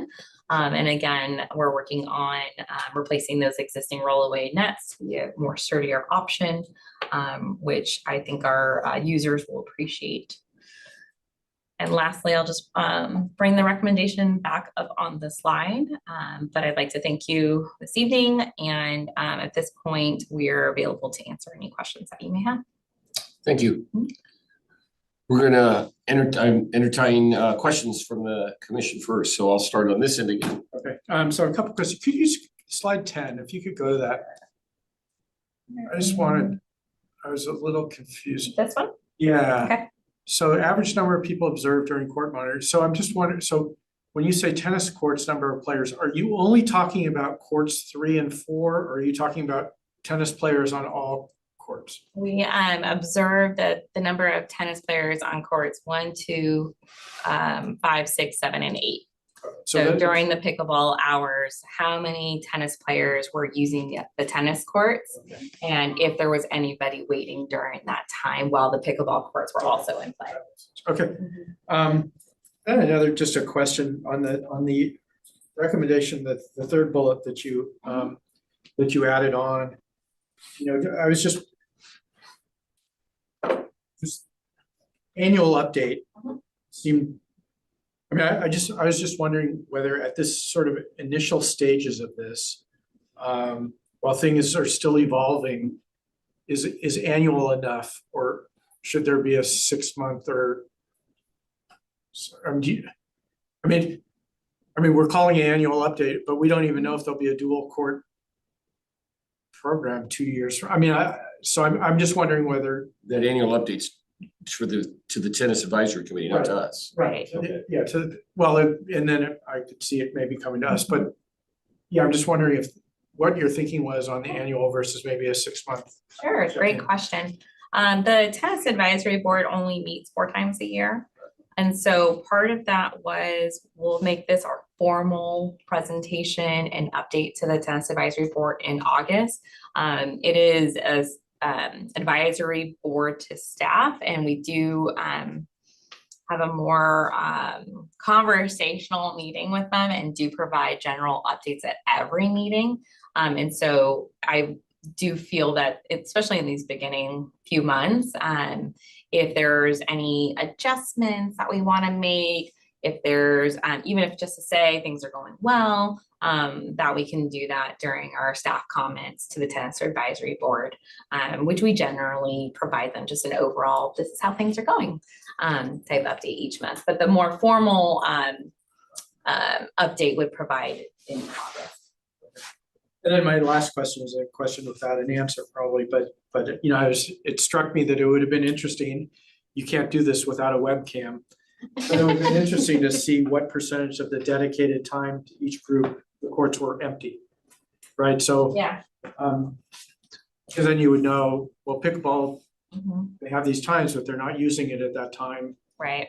And maybe, anyway, but that's not possible. I appreciate that you went out 44 times and took counts. Yeah, and the question has some merit to it. There are definitely times that we went out there and we did not see anybody, and that was mainly in those late afternoon hours that we had dedicated for pickleball. Pickleball went until 3 o'clock on the weekdays, and I would say probably 12 to 3. There might be people out there, there may not be people out there. The busier time for pickleball was definitely in the morning hours, evenings, and the Saturday. Right, but you could confirm that those hours when there weren't people out there playing pickleball, there wasn't a waiting list of tennis players trying to get on the courts either, so. Yeah, 12 to 5 was pretty low or minimal for both sports. Okay, thank you. Thanks for the thorough report. My only question, I actually just thought of them while I was sitting here, and I'm kind of admit I haven't looked through the report, but are these courts lighted? Ringstar Park is lighted, so the dedicated courts are not lit, which is why I think there was a need for us to provide those evening hours on the dual court. We had heard, and we have not witnessed this, but we had heard a while back that individuals are bringing their own lights to light the dedicated courts. And we have definitely heard from the community an interest in providing lights at those courts. Providing this dual court process on Ringsdorf tennis courts has then, I think, filled that need for providing lit courts in the evening. Okay, yeah, because that was what I was looking at, was the winter hours and how the Monday and Thursday, but you know, in the middle of winter, those would be, if they didn't have lights, there would be no play occurring at all. In addition to that, sorry to interrupt, we do have the adult drop-in sports program at Mountain View Sports Pavilion that we have pickleball. And we had originally launched that with hours just on Sundays, and we had expanded it to Tuesdays and Thursdays. Tuesday and Thursday evenings. And so in these winter months when it starts to get dark, or even when the weather is detriment, individuals could use the adult drop-in sports program to play indoors in the evening hours. Okay, that's great to know. Thank you. Commissioner Bryan, I have no questions. Commissioner Davis. I might have questions, but I prefer to hear the public comment first. Okay. At this time, we'll open it to public comment. As we can all see, there is no public left here in-house. So we'll go right to virtual. And do we have anybody with the on Zoom that would like to speak to this? We do. We have 3 right now. So 3. we will start with Cliff Chambers. Okay. Cliff, welcome. Well, thank you very much. I'm Cliff Chambers, and I'm an avid pickleball player, and I happen to also be the vice president of the Mountain View Pickleball Association. First, just want to compliment you for the very thoughtful discussion of the previous agenda item. As a city planner, I was really impressed. But I do want to support the staff recommendations that really emanated from the Tennis Advisory Board. They're well thought out, and I think, you know, the pilot program overall has worked extremely well. And secondly, I'd really like to thank staff for the responsiveness, particularly most recently with the nets. Having the 6 new, more sturdy nets will really help to build even an increased utilization of the courts. And I think both tennis players and pickleball players really look forward to the time when we have between 4 and 12 new dedicated courts, hopefully sometime late 24 or early 25, hopefully.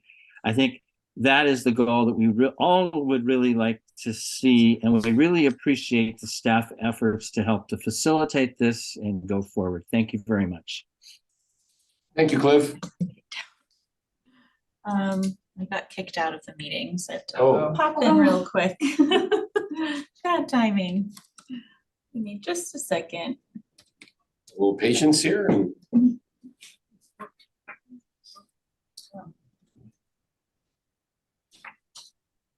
Happens to everybody else. Just gets kicked out. Yeah. Reasonable.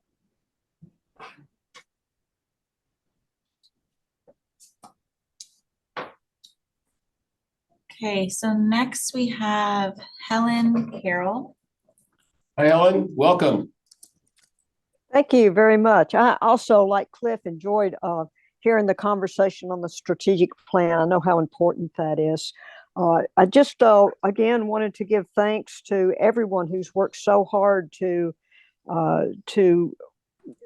make it work for tennis and for pickleball. And I think what we're looking at here, the recommendation, I certainly endorse and think that it will continue to work well for everyone. And I think as the pilot is taking out a pilot program, we're going to see some really great future things happen, especially more and more beginners are coming to the court to just try it out.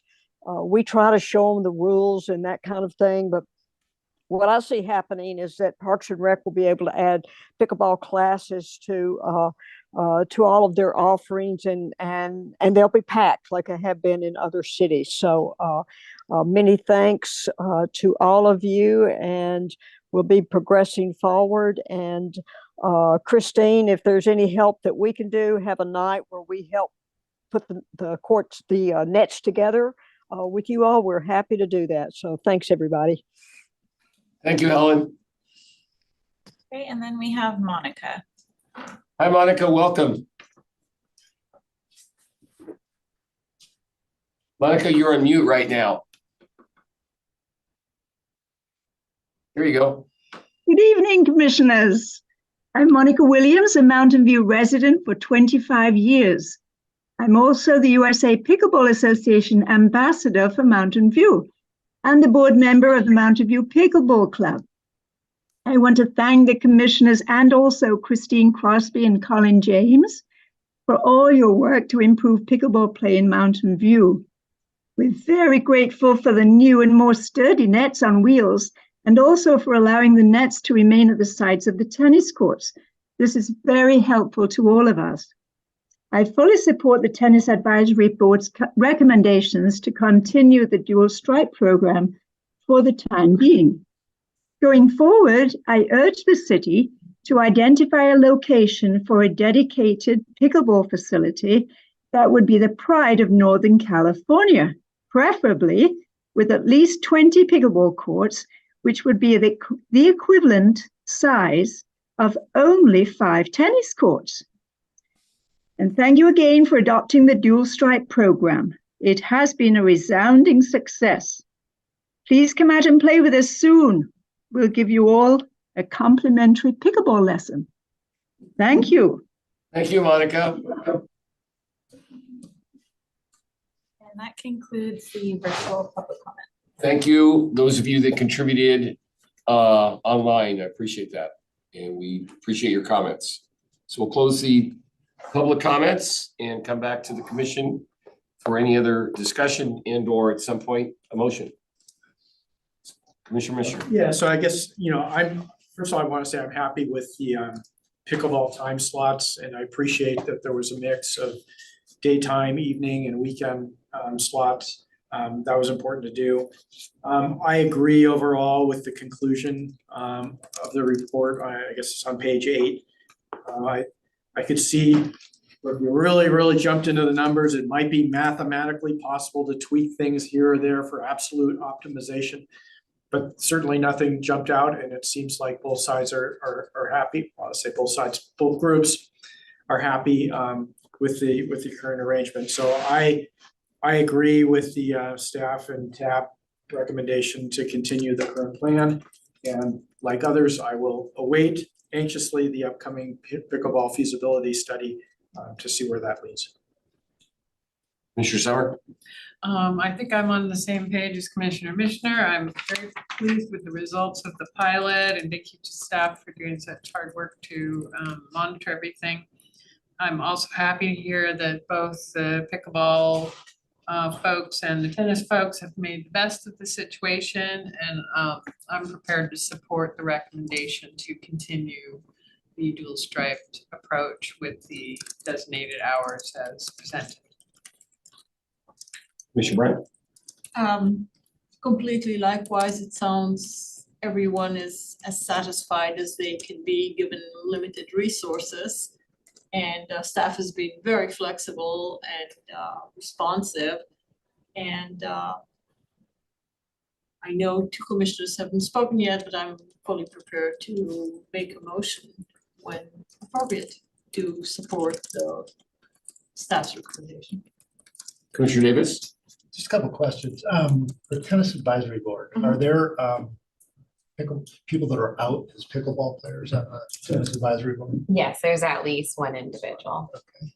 And then tell me if this interpretation or perception is correct. What I perceive is that there was a high threat perception of a loss of resource. And everyone was sort of concerned about losing their interested space, but in actuality, there wasn't much conflict. Is that fairly accurate? I would say so.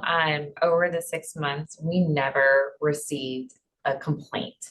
We were anticipating that we might receive a complaint of someone saying, they won't get off the court, it's my turn to play, and that never occurred. We feel that both sports understood that it was a pilot, we were going to try this out, and we made sure when we selected the hours to take into account the current tennis court usage. So we took into account, when does Mountain View Tennis Club typically play, when do they typically have matches and tournaments, when we have Mountain View Tennis Academy providing lessons, so that we could not only make sure that those weren't impacted, but that there was still plenty of open tennis courts for folks to walk in on. And so I think through our approach, we worked really hard to minimize any potential area of conflict. Well, of course, you guys did a great job, but I really salute the community. You know, everyone wants what they want, you know, their interest, but it really seems like both sides, of course, there's a couple outliers, but it seems that the vast majority of people worked in a really collaborative way. I'm proud of the community, and I fully support the staff recommendation. There's nothing I can add. Very happy with the way the pilot program has gone, and also very happy with the way the tennis and pickleball communities have responded. As Commissioner Bryant said, when we have limited facility, that they both came to the table realizing this is the best way to go. And we're all happy with them. I'm real happy with the whole program. So I make a motion, we accept the staff recommendation.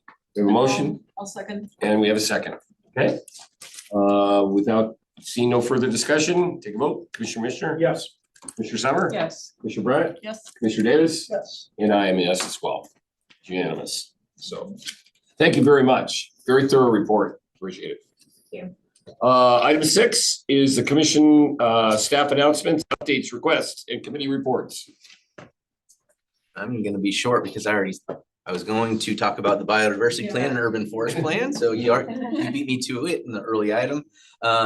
We are in the process of recruiting some new staff and new positions, so hopefully the next time we meet, I have some positive updates related to those. So making great progress on very key positions that we're hiring for right now. And with that, I'll allow Christine to do a quick update of how the summer went and what we're looking forward to. How the summer went. Summer went very, very busy. It was absolutely great. We had record numbers in our summer camp programs. Swim lessons were full across the board. And our attendance at special events was through the roof. If you've ever been out to the concerts on the plaza on a Friday night, especially when we have one of our larger bands, there are people out there dancing, gathering, and just having a great time on a Friday evening. Which leads me into September is the end of concerts on the plaza. So our last one will be on September 29th. So if you haven't made it out this summer, you still have a chance. And again, those are from 6 to 7:30, right out the door here. And also Music on Castro, which was a new program for us to help activate the 200 block of Castro Street. That also will be sunsetting at the end of this month. Next year, that program will be, I believe it's like 30 weeks, April through I think October. The only reason why we are ending it a little early this year is there's going to be some road improvements to support the interim Castro pedestrian mall. Also at the end of this month, which is really only like a week and a half away, we have our 3rd annual Teen Wellness Retreat. Believe it or not, we are almost full with close to almost 150 teens wanting to come on a Saturday morning to learn about wellness and how to be more resilient. Our teen coordinator, Lauren Eck, who you've met before, has put together a wonderful schedule of a variety of workshops to meet the various needs of wellness, as well as a lot of fun things. One of the new things that they're doing this year, which I'm kind of excited about, is instead of having a keynote, they're having a comedy show on wellness that's appropriate for the teens. So I'll be interested to see how that's incorporated. Our fall activity guide launched back in August. Programs have started this month for our fall sessions. Our numbers are looking fantastic. We have a lot of folks that are enrolled, and programs that may not have had strong enrollment before are booming right now. So we're very excited to see our enrollment continue to grow. And then the other 2 things that we are working on, besides the items that we presented on this evening, we have Monster Bash coming up on October 28th at Rangsdorf Park. I think it's from 10 to 2. Thank you. Stephanie is the co-chair of that event this year. So very excited for her. And then shortly after that, we have the community tree lighting celebration out here on Monday, December 4th. Where we're looking to incorporate a few new things as always, because we just can't do the same thing over and over again. So look forward to seeing what that event entails. Thank you. Yep. I'm sorry, I should have let you guys ask questions first. Commissioner, any questions? No questions, I attended, and I think Commissioner Davis did as well, but the Arthur Ashe Tennis Day out at Cuesta Park, and it was put on by U Tennis and the Talby Foundation, and it was very well attended. Great event. They announced that there were 400 kids this year as compared with 200 last year, so just a nice day and a nice event. Commissioner Summer? Nothing here. Yes, Commissioner I wanted to compliment the staff on on Castro Street, the addition of the free seating areas and the games. It's had an immediate effect. I see so many more teens and kids and families, just wonderful. Thank you very much. Parks and Open Space Manager Tim Youngberg had a huge play in that. So I want to make sure that he gets the acknowledgement, because he did a great job in that. Commissioner Davis? No. And I just got to do my, how's the pool coming? It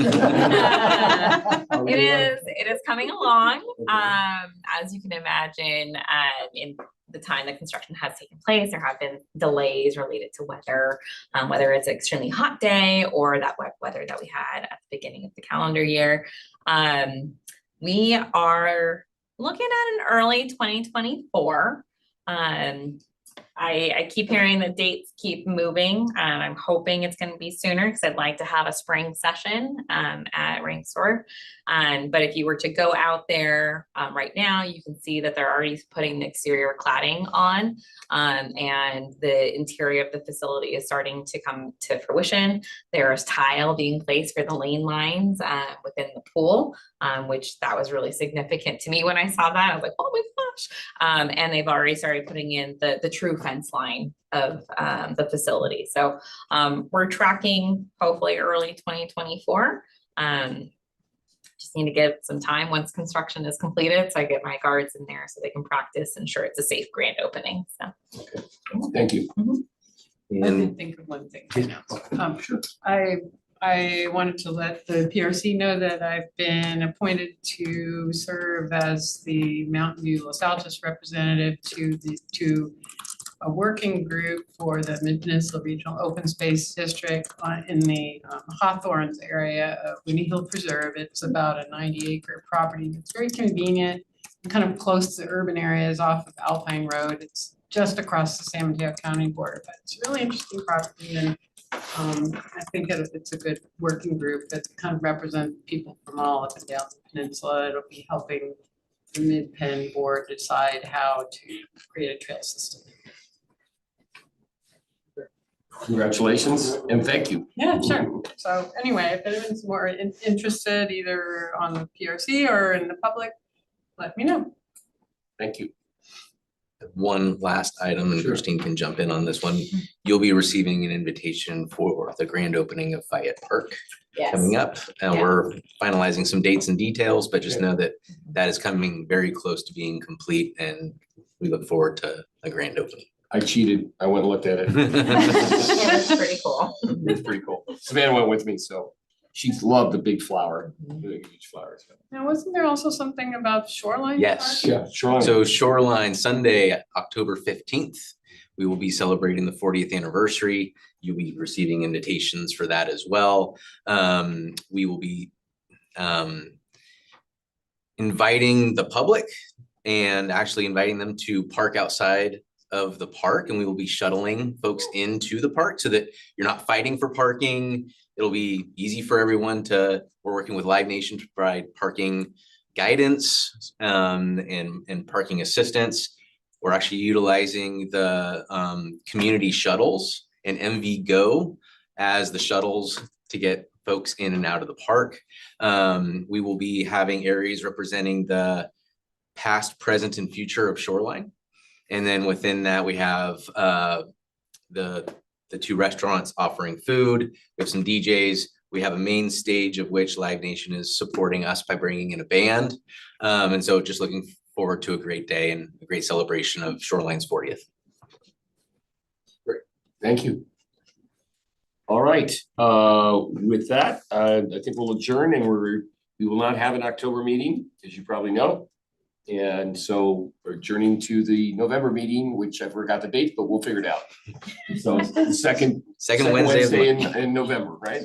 And hopefully we'll be able to continue the virtual, and so we'll look forward to that. So thank you for all of your work on the virtual. It was fun. It was great to we responded to the public. I mean, you responded to the public very well about allowing them to be part of it on a virtual level, and we appreciate that. Get a little bit more input from people that can't make it here physically. So thank you for all your work on that. So, all right, with that in mind, we'll adjourn.